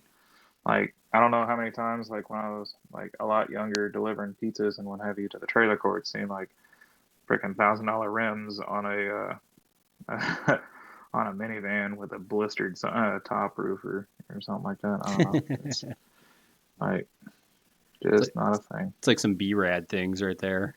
That is, it's not. I don't know. I would not do it, but that's just because my G is not in question. There you go. Hmm. You got the street cred. I mean, I try to. I mean, I Bird is a bee. You know that? oh, I did not know that. I've been watching the Community. And Yeah, yeah, I've been laughing my ass off, man. Because yeah, I forgot the episode where Pierce joins the band, yeah. and he's like, "She's a big GB or a GDB." Man, Pierce was a funny character, but I lost a lot of interest in the show after Donald Glover left. Like it just I like don't think I watched it with that. it, it just was not funny. I mean, it was like they tried and it just failed. Yeah, So I don't know. yeah. Because Uh, didn't they somewhat reboot it? they kind of tried to, and like it went like direct on Hulu, and like that seventh season was like very much like not. I mean, it was still like kind of funny, but it was Well, like because probably they got rid of Chevy Chase too, didn't they? yeah, yeah. Well, it turns out you can't like make racist comments to your two black co-stars and not expect to get canned. So Yeah, that's fair. just saying, just saying. I mean, I don't know what the context was in there of like him saying that stuff, but like Well, you know, when I'm sure Chevy, whatever. yeah, Sure he's just old school mentality. So he's just like, I'm Chevy Chase. I can just say what I want. yeah. I mean, and like even then, it's like, dude, you ain't Bill Murray, so Yeah, Bill fucking Murray. exactly. I know that's not your name. Yeah, All right, we got our two Rat Kings with a wash. Let's kind of look at them side by side here. neat. They are neat. I'm telling you, man. I'm gonna like just watch this YouTube video so I can see Tiny Man in a corner.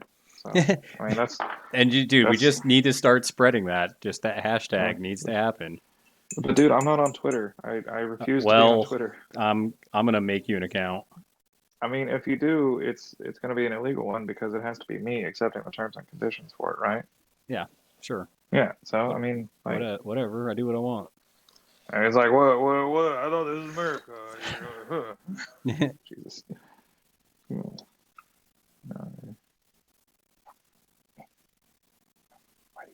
Yeah, constantly impressed with these Malifaux models. Like, and I told people if you can buy Malifaux models already assembled, that's the way you should go because they Yeah. are a pain in the dick to assemble.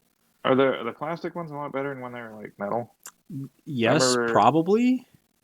So I remember like Brian and Jen had like some metal ones that like just looked like straight ass cancer. Yes, I'm sure they're better than that. They're Okay. because and a lot of the new companies actually have these hmm problems, and I don't know if it's because they have a computer design the sprues, I but think it is. because I don't know. Have you assembled any of the Crisis Protocol stuff, Eric? Not yet. All right. Well, Uh, Crisis Protocol, Malifaux. What's another company I've had issues with?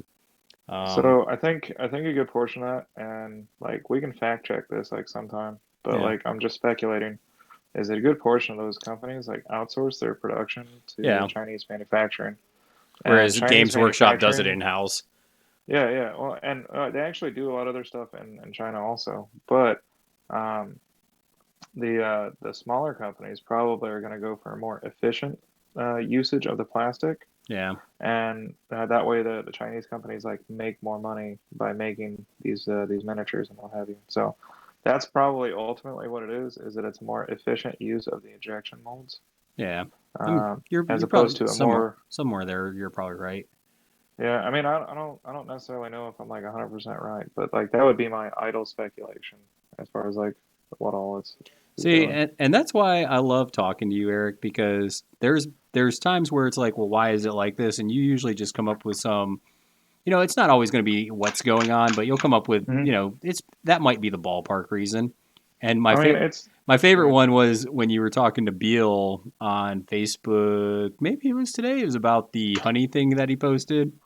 Oh yeah, yeah. And About he was like, like, oh, I they wonder probably who saw a the bear. yeah, I was like, I wonder who the guy was that first saw. Oh, it'd be a good idea to get stung by bees. And you're like, Uh-huh. well, if they saw a bear eating it, Yeah, I they'd be mean, like, like why does that that. taste That's so good?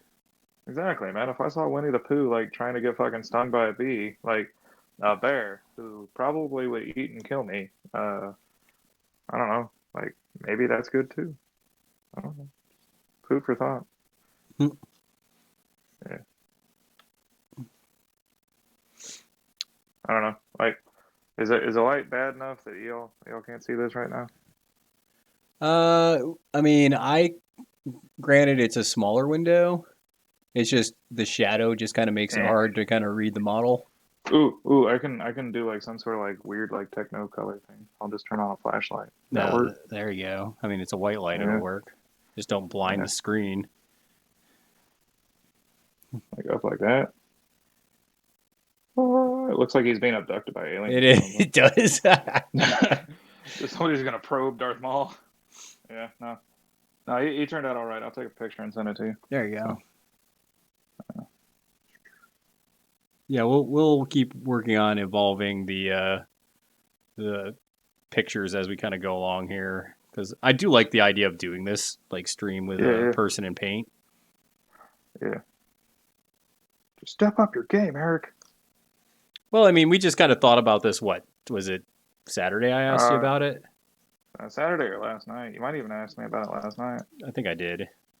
Yeah, and I was like, well, I could probably do it with my iPad. I Well, mean, Michael said Darth Maul looks cool, so apparently he can see enough of it where he's like, "That's cool." okay, that's neat. I'll go back and I'm look at glad. the video when we're. Well, I'll probably look at it tomorrow because by the time we're done, I'm gonna be like, I'm going to fucking bed. But Maybe you never know. I just sent you some pictures, well, no, the cool thing is too because I know you're not some always. tasteful nudes, Yeah, tasteful right. nudes. I know you're not always the same kind of like night owl that I am, but that is the Yeah, cool yeah. thing about you being on Central Time hmm is you can kind of stay up later where it's like later for me is like 1 o'clock and you're like, well, it's midnight. Yeah. No, I feel you. I mean, that's about the time that you and Kevin are calling it quits for like heroes. It was like, oh, cool. Well, yeah, we'll call it. So Well, we it's need to one get something to drink, I think. that it. Well, go ahead, be my guest. No, I can still hear you. Just keep talking. I don't want to interrupt. Talk amongst yourselves.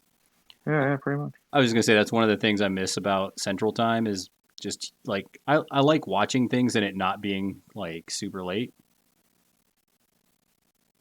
So that was something I always missed. Yeah. Ugh. Wait. Uh, alcoholic or non-alcoholic? Let's not. Alcoholic. Oh God, dude, What? it's a Monday night. I mean, it's like Sunday somewhere, right? I mean, sure? Question mark. Or it's Tuesday. I don't know, dude. Don't judge me. Don't. I Or mean, judge me. Whatever. dude, this Nyx model is gonna be sweet. Yeah. So this Nyx is like Irish it's like a rotting dog, Eric. That was, I don't know if it was reanimated. I haven't read the fluff Mhm. yet, but it's got rats kind of eating it out, Oh, that's. like it's coming out of its stomach. I was all of a sudden thinking of like Jack the Pumpkin King's dog, but then you just like ruined that dream. It is like a twisted kind of Zero. I mean, that's probably not a bad way to think about it. He does look like a good dog. Yeah, he was the best boy. It's a cool model. Bark, bark. All right, we got 2 more models that we got to do this black wash on. Yeah. Yeah, boy, it's your boy. Mm-mm.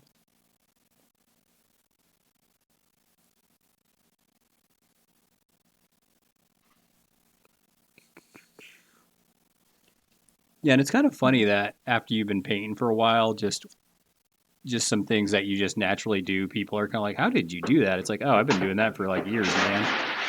Yeah, that's right. Did you just spill your goodies everywhere? No. Mal got dog food. Oh. Yeah. Why do you feed your dog so late? We feed him when we go to bed. So, Okay. Is there a reason for that? just seemed like a time to do. We feed him when we go to bed, and we feed him when we get up. Okay. Yeah. We've never done that, so I was kind of curious why you did it. Yeah. Trandoshan or Boba Fett? I mean, you gotta love Boba Fett, right? Yeah. All right. Then we got the old ham. Hammy. Okay, so Nyx and Hamlin were killed and brought back to life by plague. So they have these kind of like weird demon spirits that are kind of like almost like old ancient entities in the fluff, Eric. Okay. And plague is the one that kind of messes with Hamlin and kind of keeps him alive. So brought back do to they like talk to them all weird and creepy, like Gollum talking to himself type stuff? Hamlin sure does. Hamlin has this like creepy undead kind of voice where he's like, "Ugh, Okay. where's the stone?" That's fair. Isn't there like a faction in there that's like all just like lawful good paladins? Like they're like the Wild West paladins or something like that. Yeah, kind of. It's the guild. Yeah. They basically enforce and try to keep all the other factions in check. I think the last time that I seriously considered playing the game, I was looking at them because they had some pretty cool miniatures for them. Yeah. But that was like 6-7 years ago, and they might have gotten cooler stuff since then. Yeah, I will say a lot of the kits now are just super cool looking. Yeah. And the background's awesome. I thought the fluff was going to be dumb, but because a lot of it kind of looks just really weird. But apparently, dude like luring little kids with promises of sandwiches and stuff. Undead puppies. That's what he does. It's like, you like undead puppies and you like puppies? Hey, here's hey kids, do you like puppies and panel vans? What's up? Tear stained mattress in the back, No. Yeah. No, we definitely don't need that. No. But the fluff old actually Bill Cosby reruns in the background. Yeah. The fluff actually makes a lot of sense. It's basically like there's a breach between our world and Malifaux. Mm-hmm. And Malifaux has this, and it's set in like the Victorian age almost. Yeah. So like late 1800s. Like steampunkish, or? It has a little bit of steampunk. It has a little bit of Cthulhu kind of feel to it. It has some Wild West feel to it. So it's just and it has just a lot of fantasy, and it's dark. It's just a really cool kind of background and fluff. Yeah, when the last time I was looking at it, they only had like probably 4 or 5 factions, and I'm assuming that they've added like a bunch more since then. Yeah, I not gonna. I never even heard about like the Rat King dude. So. Oh, he's been around since then. He's been around since season 1. Okay, well, that's fine. Because his season 1 model just looks kind of silly. Oh, okay. Maybe you got a different model. But yeah, they got a lot of new masters, and I think they're up to maybe. I got this. I'm gonna get this wrong, but it's probably at least. How do I want to word it? Like 7, 8 factions maybe now. Oh, well, that's neat. I mean, it's not like 40K with like 27 factions. Yeah, no, right. 27 factions, 25 of them all Imperium. Yeah, right. Jesus. All right, And then, let's get it. figuring Let's get a out shot of the IP gang protector, here. Space Marine. No gang wars. Oh, Okay, yeah, that Darth Maul's coming out pretty sweet. yeah. I mean, like, it's like all that black on there is you had to like actually like just put it on there because it's just straight up what he is. So Yeah, I don't know. I'm probably gonna do like a light wash over him and then just call him good. nice. So yeah, I mean, because this is like Maul after he like decided to be two people. If Yeah. that makes sense. It's not like Darth Maul. It's just Maul. So yeah. What am I looking up? Grand Inquisitor.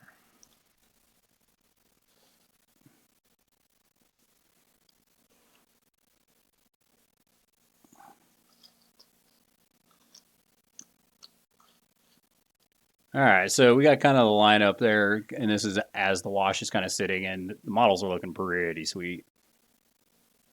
Yeah, sweet. Yeah, I like that. The paint scheme's coming out good. It's just kind of dirty looking and really kind of raw and gross. I mean, isn't that what you're aiming for? Yeah, pretty much. Hey, look, it's a tiny man Yeah. in the window. Hi, friends. Hello. Unless you got a new tiny man in the window, and then I'll fight him. I will fight him for that status. Yeah, that's me. Hashtag me. I'll give you a thumbs up. Tiny man in the window. I'll even put it in the Hey. I'll put it in the Facebook chat. Yay, tiny man in the window. I'm the tiny man in the window. I don't know. I'm just rattling off right now.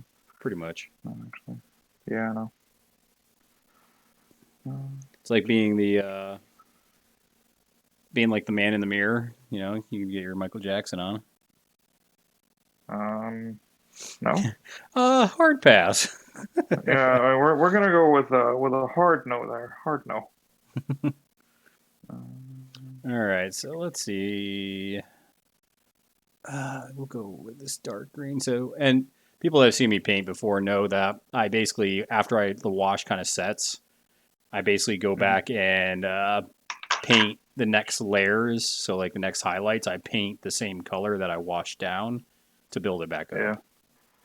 And then, like, depending upon how fancy you want it, you typically either do a like harsh highlight to like bring it up, or you just leave it after that one wash or that one highlight. We'll definitely, since these are my models and I like them, I'll definitely put a little more highlight into them. Okay, let's keep you out. You still need to dry. Hamlin needs to dry. Okay, cool. You're kind of good. You're cool. You're cool. F you. Yo. Yeah, thanks, man. I just, like I said, these Malifaux models are kind of like, I'm painting also the God tier stuff now as well. And these are just, I love models that they just almost inspire you. Like, you can just be like, yeah, this is cool stuff. Yeah, I feel you. Like it's hard to get that like gotta paint it mentality on a miniature, or it's hard to drum it up if it's not there. Like if you were uninspired painting a miniature, then it's really hard to like get yourself feeling like you even really want to like finish it. Yeah. So. Yep. I mean, it's happened on occasion with me, and like a lot of times it's the armies that I ended up like putting off to the wayside because like they might play amazing, but like just I don't like the miniatures or I don't like their I mean, I think it's that way too when you're just playing a faction And you know, I've done this where I'm just playing a faction because it's good. Like I'm just doing it for a tournament, Yeah. and it's No, like I feel you. I'm not gonna play this very long. I just want to play it for this one tournament, Mm-hmm. which Yeah. I know I did more And than then you. yeah, the monetary investment always like just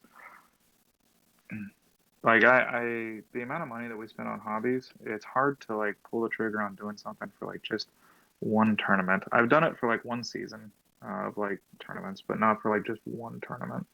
Like my Space Wolves, I did that for when I built them for like that entire season of Was that the that same tournament. year that you did Nova? Yeah, that was the same year I did Nova.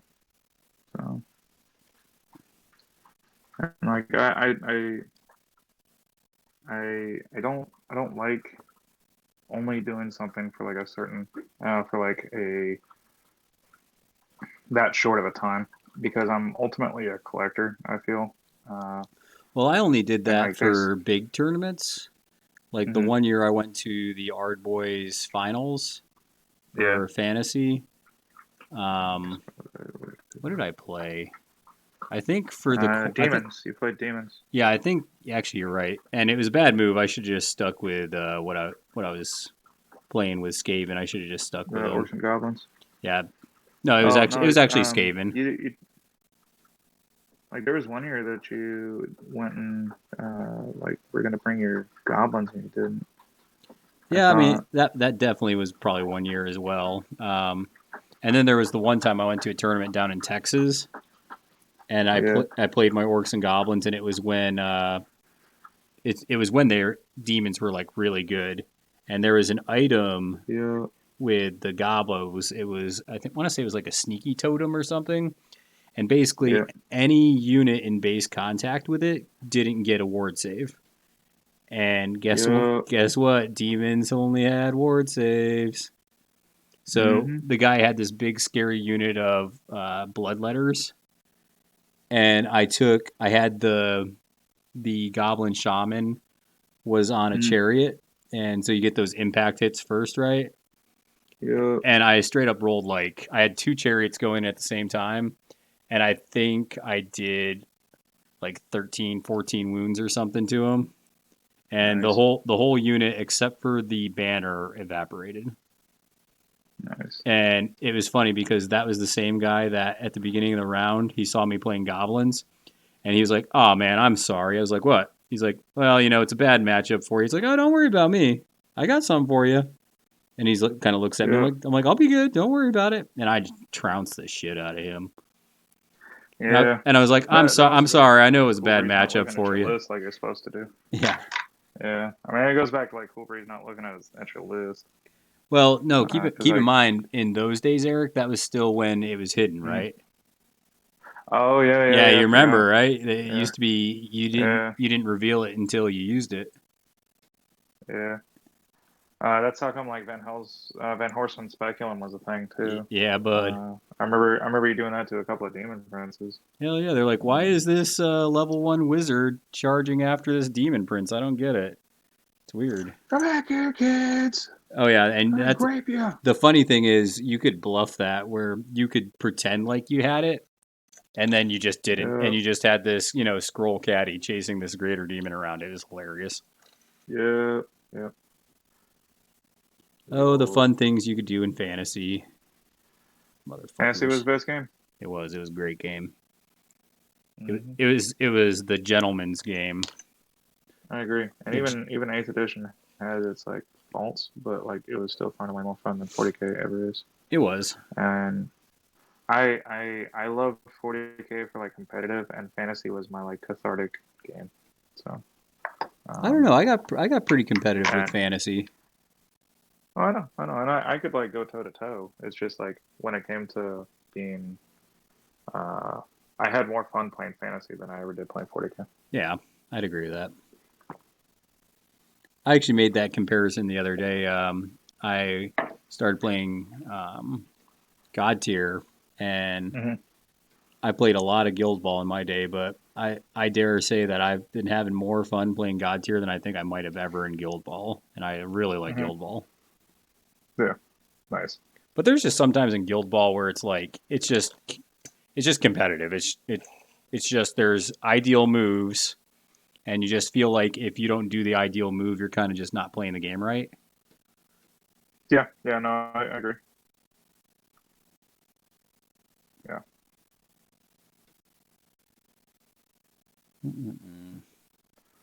Probably gonna paint for maybe another 20 minutes here, Eric, if that sounds okay to you. I mean, that's fine. It'll put me at 11:30. So Yeah, that's what I was figuring. be enough for me to like try to freehand some tattoo markings on this Grand Inquisitor. I tried it once and then I screwed up. Yeah, freehand's never been my Luckily. forte for sure. I mean, I'm able to do it if I'm like concentrating and not have like crossed eyes and everything like that. So, Yeah. and a lot of it has to do with being patient. Yeah. So, being patient and understanding the perspective points that you're going for. Yeah. I wish that's something I wish I could be better at is just freehand, even just simple things like that. I've tried freehand on a lot of things and it just never looks good to me, so I've really gotten to the point where I just don't do it. Yeah. Okay. I think what helped me out was like finding simple freehands and then doing those, Yeah. and then like you get the confidence, and then you just figure out what you need to do the more Yeah, because I complicated think things. Like I think you I would started freehand with your vampire accounts, didn't you? yeah, I did some banners and stuff like that, and they weren't like super complicated banners, Yeah, and they but look, and it was the they 3 foot rule. like look. Yep. No, they look good. At 3 feet, like you go up close, they look all yeah, they look all right, but they're not like amazing. But they definitely pass the 3 foot rule. Yeah. So I agree.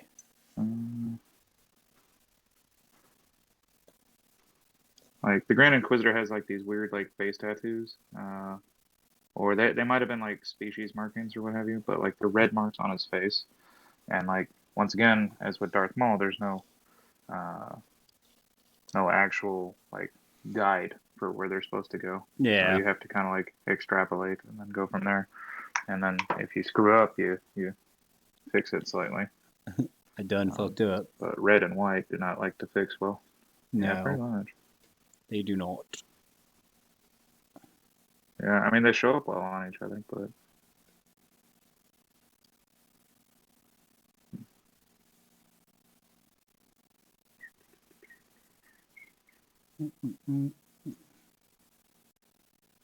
Yeah, I'm gonna hit a couple of these colors up. I'm not gonna quite finish this crew tonight, but I'm gonna get pretty damn close.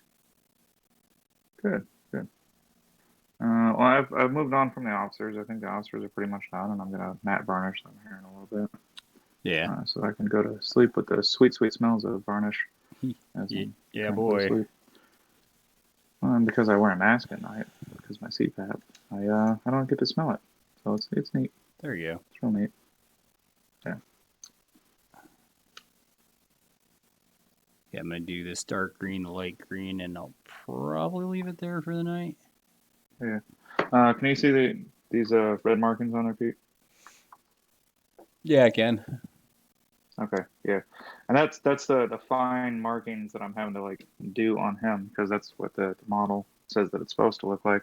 Yeah. Or like kind of an approximation. I mean, they're not like great lines on there, but it's enough so that like 3 feet away, you can tell that he has the markings like he's supposed to. Yeah.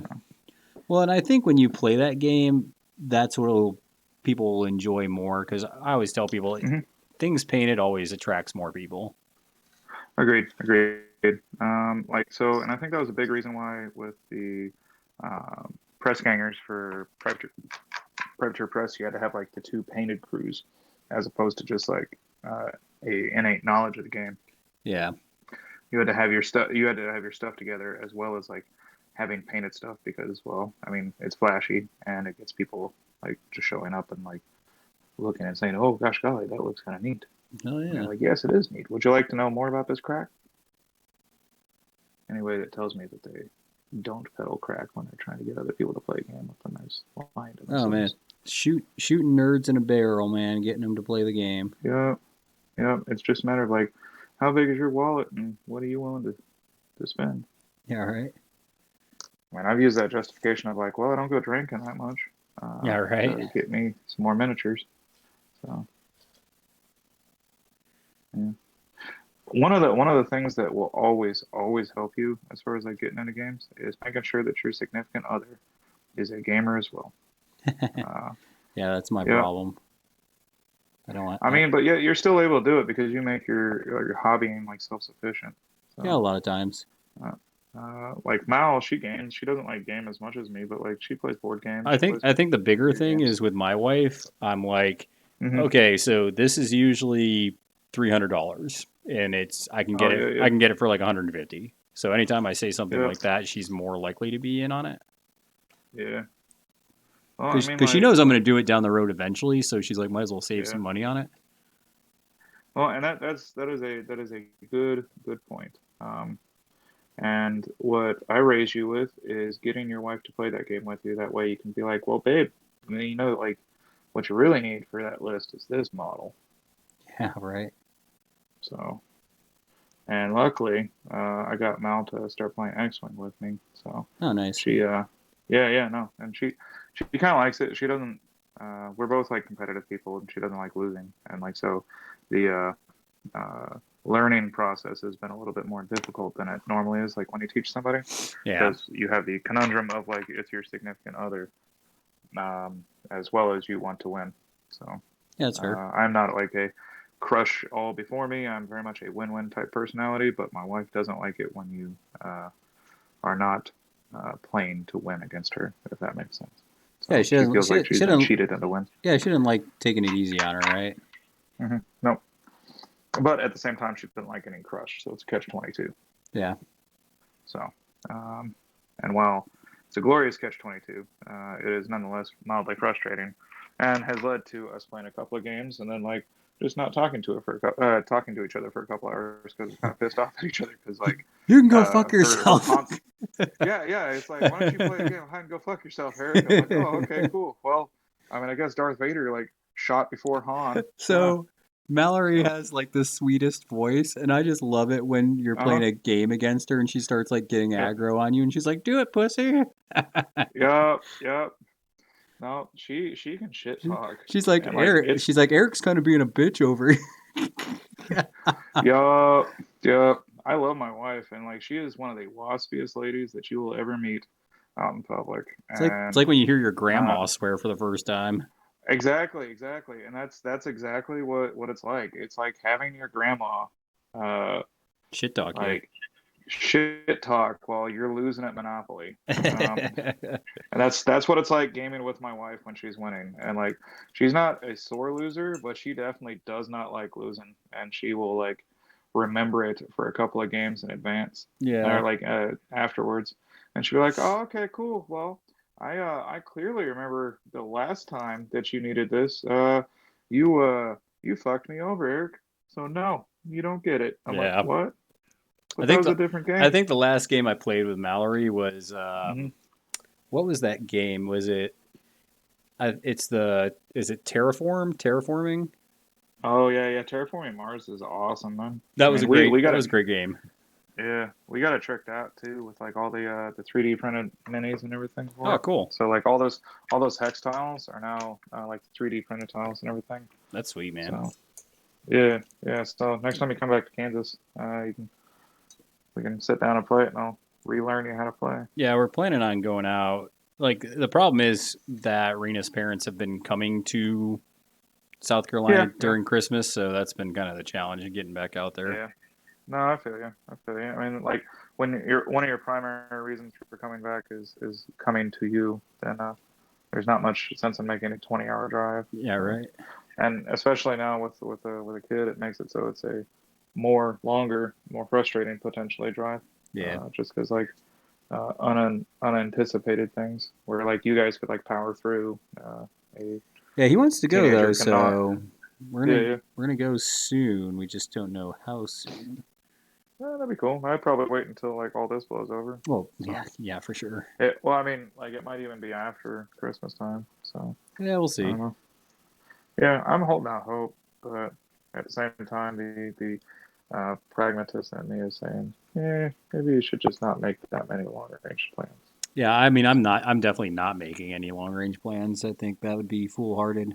Yeah, agreed. Agreed. So, But that's also why, I started doing a lot of this stream stuff because I think mhm. it's something that's going to become more commonplace in society. Yeah, I can see that. I can see that. I mean, admittedly, I haven't watched nearly as much like Twitch as I did like when I was coming home after work and everything. Yeah. But I definitively still have like I'm at home in front of a computer more than I was like ever before. Yeah. So, for better or for worse. That's called, okay, there we go.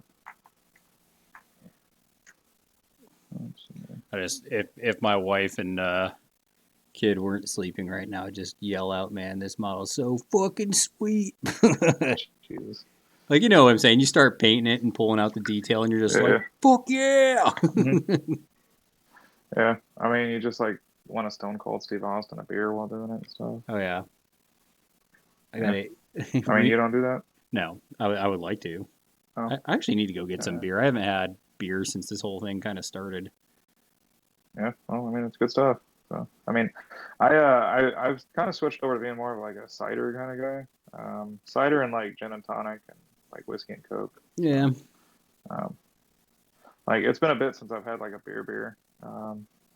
Like, and even then, I like the darker beers. Like I was like Amberbach and what have you. Yeah, you do. Yeah.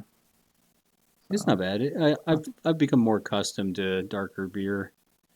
Yeah. It might be one of those things you just like more as you get older. Like broccoli. Yeah. I mean, you're not wrong. Nobody likes broccoli when they're a kid. Anybody that did when they're a kid is a degenerate, probably. Oh.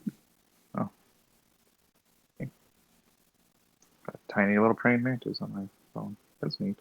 What? Yeah, I got a tiny little praying mantis, man. What the hell? You got like locusts? Like, No, what? that's a praying mantis, Dad. Okay. Like he probably came in. The other like while one of the doors was open. I'm just gonna put him outside.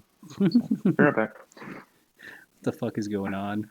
I mean, like, come on now, man. I mean, like, there's no need to like smash it or anything. It's just like doing its own deal. Well, I wouldn't. Like, imagine if you're like just walk. if you're like just jogging down the street or just walking and stuff, and some big dude like just fucking like smashed you in the face. No, get off my finger. No. Yeah, There we see? Yeah, like I said, dude, tiny little praying mantis. Those things like just are amazing. So Don't I recall. think they're probably my favorite bug. Are they? I mean, like if I were to have a favorite bug, then All right, I gotta show off this Nyx model, man. This thing's fucking sweet. This thing's coming out.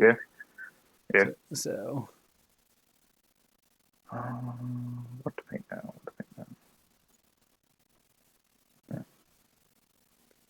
I got this kind of like Death Guard kind of green on it, Mm-hmm.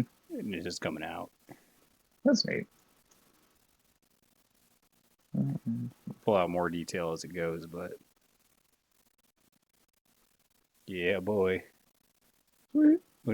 You're spinning over there, spinning around. I don't know what you're spinning around. Like the Grand Inquisitor. Okay. Because I was trying to decide whether or not to put the Imperial symbol on his pauldron, okay. and I'm not sure if I want to like go through that level of torture at 11:30 at night. Yeah. So I think I'm gonna like hard pass on that one. We'll do that later. Yeah. I mean, do that later. Do that never. Whatever. I mean, it already passes the 3-foot rule. So.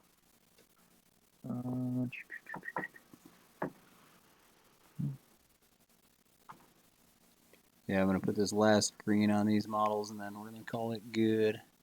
So a little more than that, a little more than the time I said we would, because No, we have to quit in 6 minutes. 6 minutes exact. I've never known you to pass out or pass up on hanging out painting. No, no, no. In fact, I do believe I've been called a chatty Cathy before. Yes, well, that's So, for sure, man. I mean, so Eric's the kind of guy that some random person will come to his door and he'll spend 20 minutes talking to him. well, I mean, like it's one of those things of like they came to my door, and if they're trying to sell me something, I owe them the obligation of like wasting their time just as much as they're trying to waste mine. That's fair. Um, so, and ultimately, like I told them initially that I was not going to buy whatever that they were going to do, but I would still hear their sales pitch, and like turns out like church people like that want to recruit you to their cult, I mean their church, still want to just like talk. So, um, yeah, and sometimes they just want to talk to like hear themselves, and sometimes they're just lonely and they just want to talk. So, Yeah. yeah. Yep, some people do. I remember hanging out with certain people where we end up going into like a bank and they just start talking to the bank teller. And I'm like, they don't really want to hear your story, dude. It's like, just get your money and move the hell on. No, they do. They want to know about where they found that quarter at that they're depositing, and that's the thing. I don't know. I'm sure I don't know. Mallory Tiny has all little man in the sorts. window. Dude, I have like random people talk to me like when I'm buying groceries and Mal's there, and she's like, "What the hell? Like this doesn't happen when I'm buying groceries, but like the moment you're here, like all these old ladies talk to you, all these random people Oh, talk to yeah, you." old people love you. Yeah, yeah, and I love them too. Hmm. That's why I've been trying to stay home. So, uh, yeah, no, old people like me, and I think it's probably because I'm like decently patient when it comes to like conversations. Yeah, man, my phone, my phone's killing me. Is it killing you softly? No, okay, so normally I look at the inspiration piece for the one that I'm painting on Yeah. my iPad, and I have the settings set up so my iPad doesn't go to sleep, and my Hmm. phone has an automatic shut off at like 2 minutes or something like that. No. And so I'm like painting, and then like a minute and 45 seconds goes by, and then I look up, and then it turns black, and I'm like, oh well, that's neat. So, Balls. uh, well, because like I don't know like what on Bosk is what color, and like so I'm going through trying to find out like what all I need to paint yellow, what all I need to paint white, and everything like that. And Yeah. I don't know. Yeah, there, see, there it went. Now I'm going to touch my screen, and it's pausing. Yeah, so it is what it is. Yeah. You right. Yeah.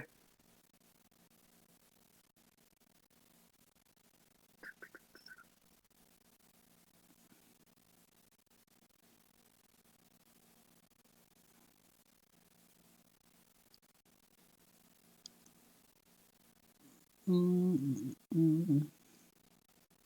Yeah, I'm gonna have to do this more often. This has definitely been more entertaining than me just kind of talking to myself.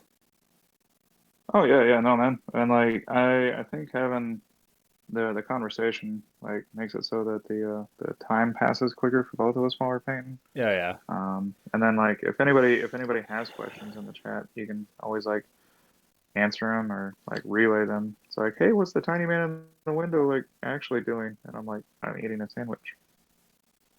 I'm not actually eating a sandwich right now. I had a sandwich earlier. I had grilled cheese. It was amazing.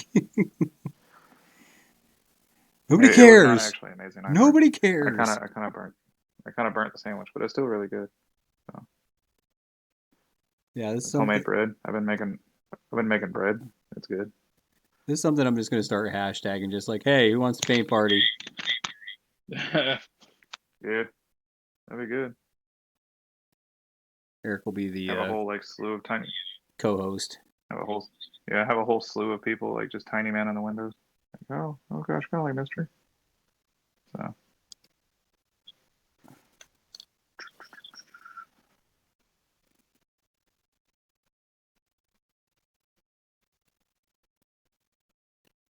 Does your normal co-host not paint at all? He does. No. Chris. Yeah, Chris. Yeah. He paints. It's just he paints infrequently. So Okay. yeah. He paints when he needs to for his army, and then like Pretty doesn't much. paint anymore. It's not like he does it as a side job or something like that. Yeah. Like a hobby. He does it as a means to fulfill his one hobby. He sometimes has a tough enough time trying to find time to play, let alone paint. That's fair. That's fair. But never enough time to rage. Like he always has enough time to rage. Oh yeah, he makes time for that. Oh yeah, I mean, if you love what you're doing, do you ever really work? It's true. That's the dream, man. Like if I can start doing something where it's like I can spend most of my time nerding, that's like light. That's a dream, right? Yeah, yeah. No, I see like all these streamers and everything like that doing what they're doing, and like I just think to myself sometimes, like, man, like being a content creator would be kind of cool, but at the same time, like you're playing a video game all the time. Are you actually having fun playing that video game, Well, or are you just like and that's really the thing doing it because that it's a job? I've noticed doing a lot of this streaming and stuff, where it is a Hmm. job. You know, like Yeah, yeah, if you want to do it and do it pretty consistently, you have yeah, yeah. to put a lot of time into it, and Hmm. uh, that's something I've definitely noticed. Don't need that on you. I've noticed as I've started doing more and more streaming. Yeah. I mean, like I think there's a definitive difference between streaming, like doing stuff that you really like, and then just streaming what you know is going to get you views too. Yeah, Because um, there's a couple of streamers that I watch that like play Heroes of the Storm and what have you, yeah, and like they constantly bitch about the state of the game and everything. And I'm like, dude, man, if you're not having fun, why are you playing? yeah. And I like agree. people asked him that, and he's like, it's because people like will watch this stuff, and I'm like, dude, man, that's not the right answer. Nobody Like, wants. I want to watch people having fun playing what they're doing. Like, I Yeah, don't want to watch like some guy like being a jackass, like just yelling at shit. Especially like if he's yelling at like aspects of the game that I find fun. yeah. Right. Well, Like, that's the look at thing. all these people. That's the thing. When you start trashing somebody, Yeah, all of a sudden it's like, well, if the person that likes that, you're now, you know, yeah, you're alienating that person on that's the that. word I was kind of looking And like, you for. can't be like totally PC Disenfranchising, and also. like you can't be totally. Yeah, I mean, you can't be totally PC and like try to like please everybody because like that makes you disingenuous and like fake ass people are terrible people. Uh, and I I ain't got much time for like people that's fake as shit. Ain't So, got time for that. but like you can, well, yeah, I mean, you can tell when somebody's like having fun doing what they're doing and what have you. And like I was saying, like I did not have fun for the longest time, like painting minis Yeah, because it was one of those things that I'd grown accustomed to having a conversation while I'm doing it. And unless I'm like poking my wife saying, "Hey babe, come to the kitchen table," or "Hey babe, talk to me while I'm in the office painting," like that's not fun for her, and it's not fun for me because like I'm feeling like I'm wasting her time, and I don't know. Like this has been like fun and cathartic, and like the last couple of times when you've been doing the stream and I've been painting, and like you were just like talking, and I'd be typing in like something every now and then. That was a lot of fun. oh So yeah, this definitely has yeah, been really fun and entertaining, for sure. And it's something yeah, that whenever you have some free time, I'm definitely gonna be like, hey Eric, you wanna do a little bit of the yeah, streaming? man. Just hit me up. Just hit me up. I'm down to be your tiny little man in the window. Eventually, one of these days, I'll get one of those like nice backlights for you so that your people can actually see what I'm painting. Because I can see what I'm painting just clear. So Yeah, yeah, yeah. I got the spread right now where you got them all lined up. So this is I don't have the second coat on all the colors. I haven't done the dark brown yet, and I haven't done the skin tones yet.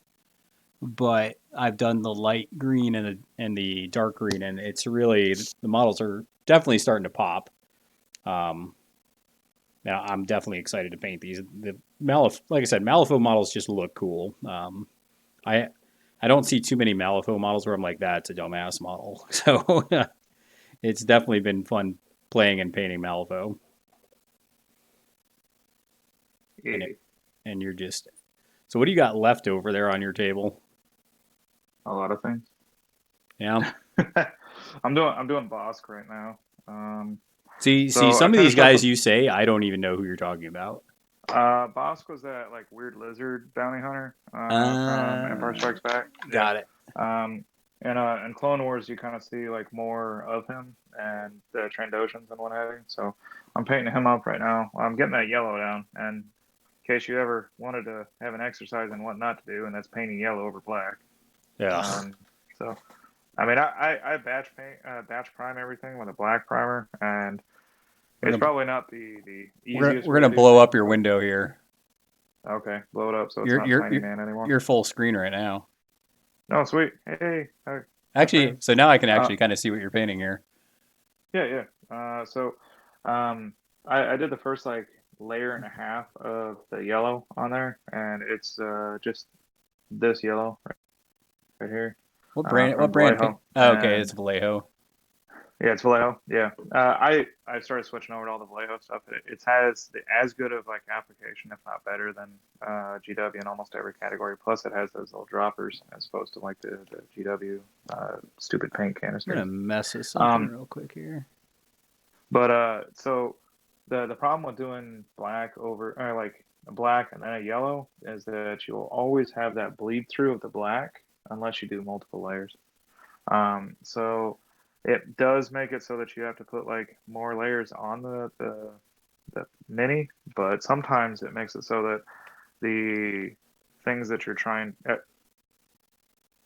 the things that if you're trying to go for a different look, it'll often be like a more muted yellow as opposed to a more vibrant yellow if you primed it white. Yeah. So, um, and a lot of the colors that I do in most of my paint schemes are like more muted because I feel like black is a little bit more of a forgiving primer than white is, because white just like shines through it. Like imagine if it's like a Venetian blind and you have little holes in it and you're trying to block out the sun, and the white is the sunlight poking through the Venetian blind, and like black doesn't necessarily do that all the time.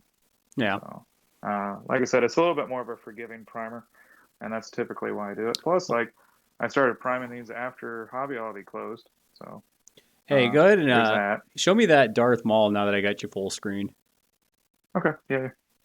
How do you? So do you Oh. like those little the model holders that I GW? love them. This is a $10 investment that fits great in my hand and just does what I need it to do. This is the small and medium base one. They have a one for a medium to large base. Yeah.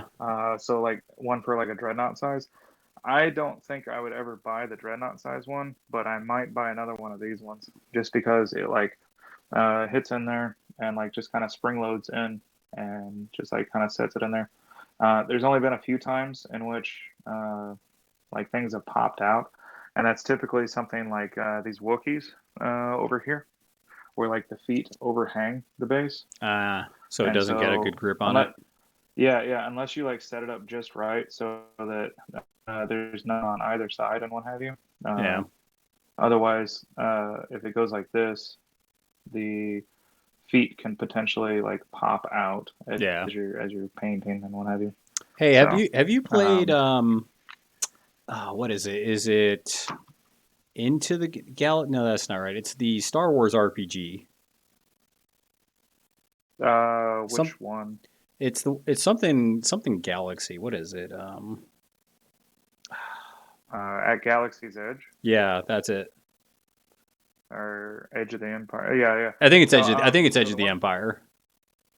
Yeah, I think there's three different like kind of expansions for the Star Wars Fantasy Flight RPG, and I'm actually in a Roll20 with a buddy of mine, and it's a fun system. It's a narrative system, and use the dice to actually just kind of tell the story as Yeah. opposed to like D&D where it's like just actual success or actual failure. There's a lot of gray in the Star Wars RPG because you can still fail and then kind of get what you want done through the advantages and successes and what have you. So, and then there's also this light side, dark side dynamic.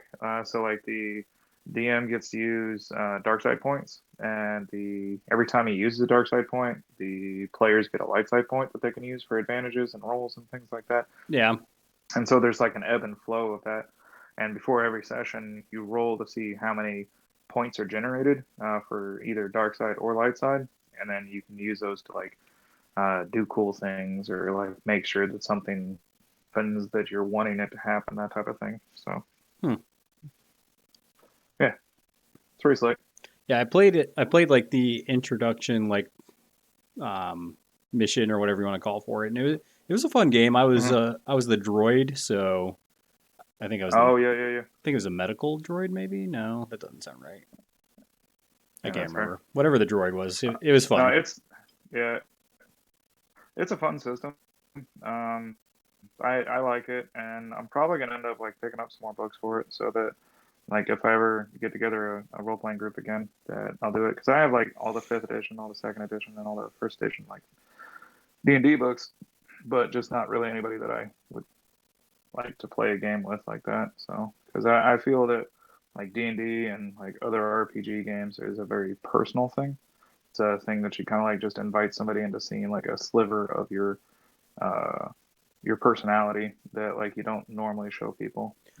Because that's what a character should be. A character should be like a piece of yourself that you're trying to explore. Mhm. So So that's just been my philosophy of playing. yeah, so we're gonna wrap this up, Eric. So what we're gonna do before I do all the end of the thing stuff is just kind Okay, of talking good, about good. what I've painted and kind of what I've done as we've kind of been BSing here. So Okay, the main thing is that I put washes on, so I put the main colors on, use the seraphim sepia, use then the Nuln oil to really kind of pull out a lot of that detail. And then the colors that I've gone back and went over are this Castellan green, which I love, is a really good dark green.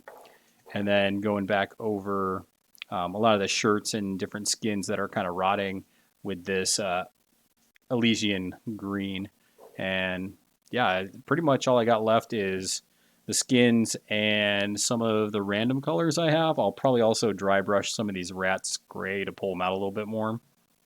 But I don't know. What have you been working on since we've been kind of Mhm. painting here, Eric? I'm going to kick you back full screen so you can show off some of the things you've been doing here. Okay, cool. Yeah, yeah. Well, first off, I was doing the arduous task of putting Bosk, like the yellows on Bosk. So in theory, he's gonna have like green skin and all that other jazz, and that'll be for another night. Um, and then my goal tonight was to get the officers and guys into kind of a position where I can like just kind of prime them, and I kind of did that and got them like kind of nice ish. I mean, like nice like 3 foot roll. So there's six of those dudes. Um, and then because we were just going, I messed around with this major general, and then kind of like did a little bit of detail work on them, but like kind of picking out the uniform. And then I worked on the Grand Inquisitor, mostly just like red stuff, like red and black stuff. So it was like face tattoos and like the markings, and then touched up his lightsaber a little bit. And then Darth Maul, I got him to a spot where I think I should wash him a little bit with like a kind of a light Nuln oil, and then like pick out some of the red a little bit so that he pops a little bit more. But then after that, he's like finished. So yeah, that's mostly what I've been doing. So Yeah, it's been looking good, man. And as we kind of keep doing this, we'll refine it. I think next time we might try Skype just to see if the frame rate's a little better because Google Hangouts sometimes has you skip a little bit, kind of like you're kind of like you're a lagging yeah, cartoon yeah, almost. I know. Yeah, I noticed that Google Hangouts, like we tried it for D&D the other night, and it it didn't go as well as Zoom did, and Zoom was like so clear, crisp, and everything Ooh, like yeah, that. So I let's don't know try if you that have next access to time. doing like a Zoom channel. Oh yeah, we could do that. But I think my buddy had like got a Zoom code for like $5 a month or something. Yeah, So uh, otherwise the free stuff is like 40 minutes and then it like boots you and you gotta like restart again. And yeah. like I don't feel like doing that. No, So no, no. We don't want that. um, but yeah, yeah. So no, I'd probably mess with Zoom. I think Discord has a way of doing it too, but I don't know what the server load can handle on that. So Yeah, well, it is what it is. I'll look at We'll the try rates it. for Zoom Refine it. because we actually did that with Yeah. some classroom stuff and it went pretty well. Hmm. So that might be kind of Yeah, our yeah. No, I like Zoom. All right, I'll mess around with that. Yeah. And I like it for our district stuff. So yeah. yeah, because I at least want to do this with somebody else at least once a week, and then Oh no, it's a lot of fun. I might even do it more than once a week if I can get you or maybe different people. Oh man, maybe I'll get Yeah. Dennis on. I gotta see. He's fun to paint with. Yeah, no, he's fun, and he does verbalize really well while he's painting. I think for a while there he was doing like a his own like personal painting channel type thing. So Yeah, and whereas so no, that'd be pretty slick. I'm a speed painter, Dennis is he's an artist. I mean, he does that professionally. Definitively. So yeah, he does some really Definitively. cool Like stuff. digital canvas. So he's actually the guy everything. that designed our logo for Rage Quit Wire. Yep. Nope. He's a real slick guy. So Um, if you it'd actually be kind of cool to have like a paint party with like 3 or 4 guys like doing stuff too. yeah, if you would like to Yeah. paint with the Rage Quit Wire, send us a message on Twitter, Facebook, YouTube. I'm willing to paint with people. I don't really care. I paint a lot. I paint almost every day. So it's good. It's good to hang out with people, set it up, and just kind of let it roll. Now that I got it set up, and I might try out Zoom. That I think it would just something really cool to do, and it's different. I don't think a lot of other people are doing something like this. No, I don't think there's too many folks doing it. I mean, like you just talking about like paint with anybody and everybody is like reminding me of like the water boy. It's like I paint with Coach Klein all the time. I paint with a lot of guys. See a lot of guys Paint with a lot too. of girls, too. Yeah, I'm like, oh, okay. Yeah, the girl comes Paint up with to a lot of Bobby girls. Boucher. She's like, Yeah. I bet you see a lot of girls. He's like, yeah, I do. See a lot of guys too. Guys too. Saw Coach Klein last night. With my mama. Like, oh, okay. Oh my god. Yeah. So. Yeah. No, yeah, man. Just hit me up with a text. Hit me up with like a message or something like that. I like most nights. I don't got anything going on right now. So. Yeah. So I've been kind of like just make sure trying to be a that little you bit productive guys every day. you like, subscribe, share this with people. We'll definitely keep doing stuff like this. I mean, we've been painting for 2 hours, and it's just been a blast, kind of shooting it. We had Michael come on the chat. The Facebook chat was a little quiet, but that's fine. YouTube chat's easier. So I will say, moving forward, if you want to get your comments like reacted to faster, YouTube's a lot easier to respond to. So make sure you guys do that. And if you want to support us directly, not just on YouTube and sharing and stuff, like I said, we got a lot of great patrons that are supporting the show. We're trying to increase that number because that's going to let us do more cool things like this. Because all this stuff comes out of pocket. Like, got to pay for the camera, Zoom, got to pay for the the hardware for the computer, and it takes time. I mean, time's a big thing too. So if you like the content and you want to support us, those are the best ways to do it. But I want to thank you again for coming on, Erik. Don't hang up because I'll chat with you for a minute before we hang up. But we are going to end the stream here. Okay. So make sure that you guys, since I'm painting Malifaux, I'm going to say make sure that you guys flip cards and flip tables, and we'll see you guys next time.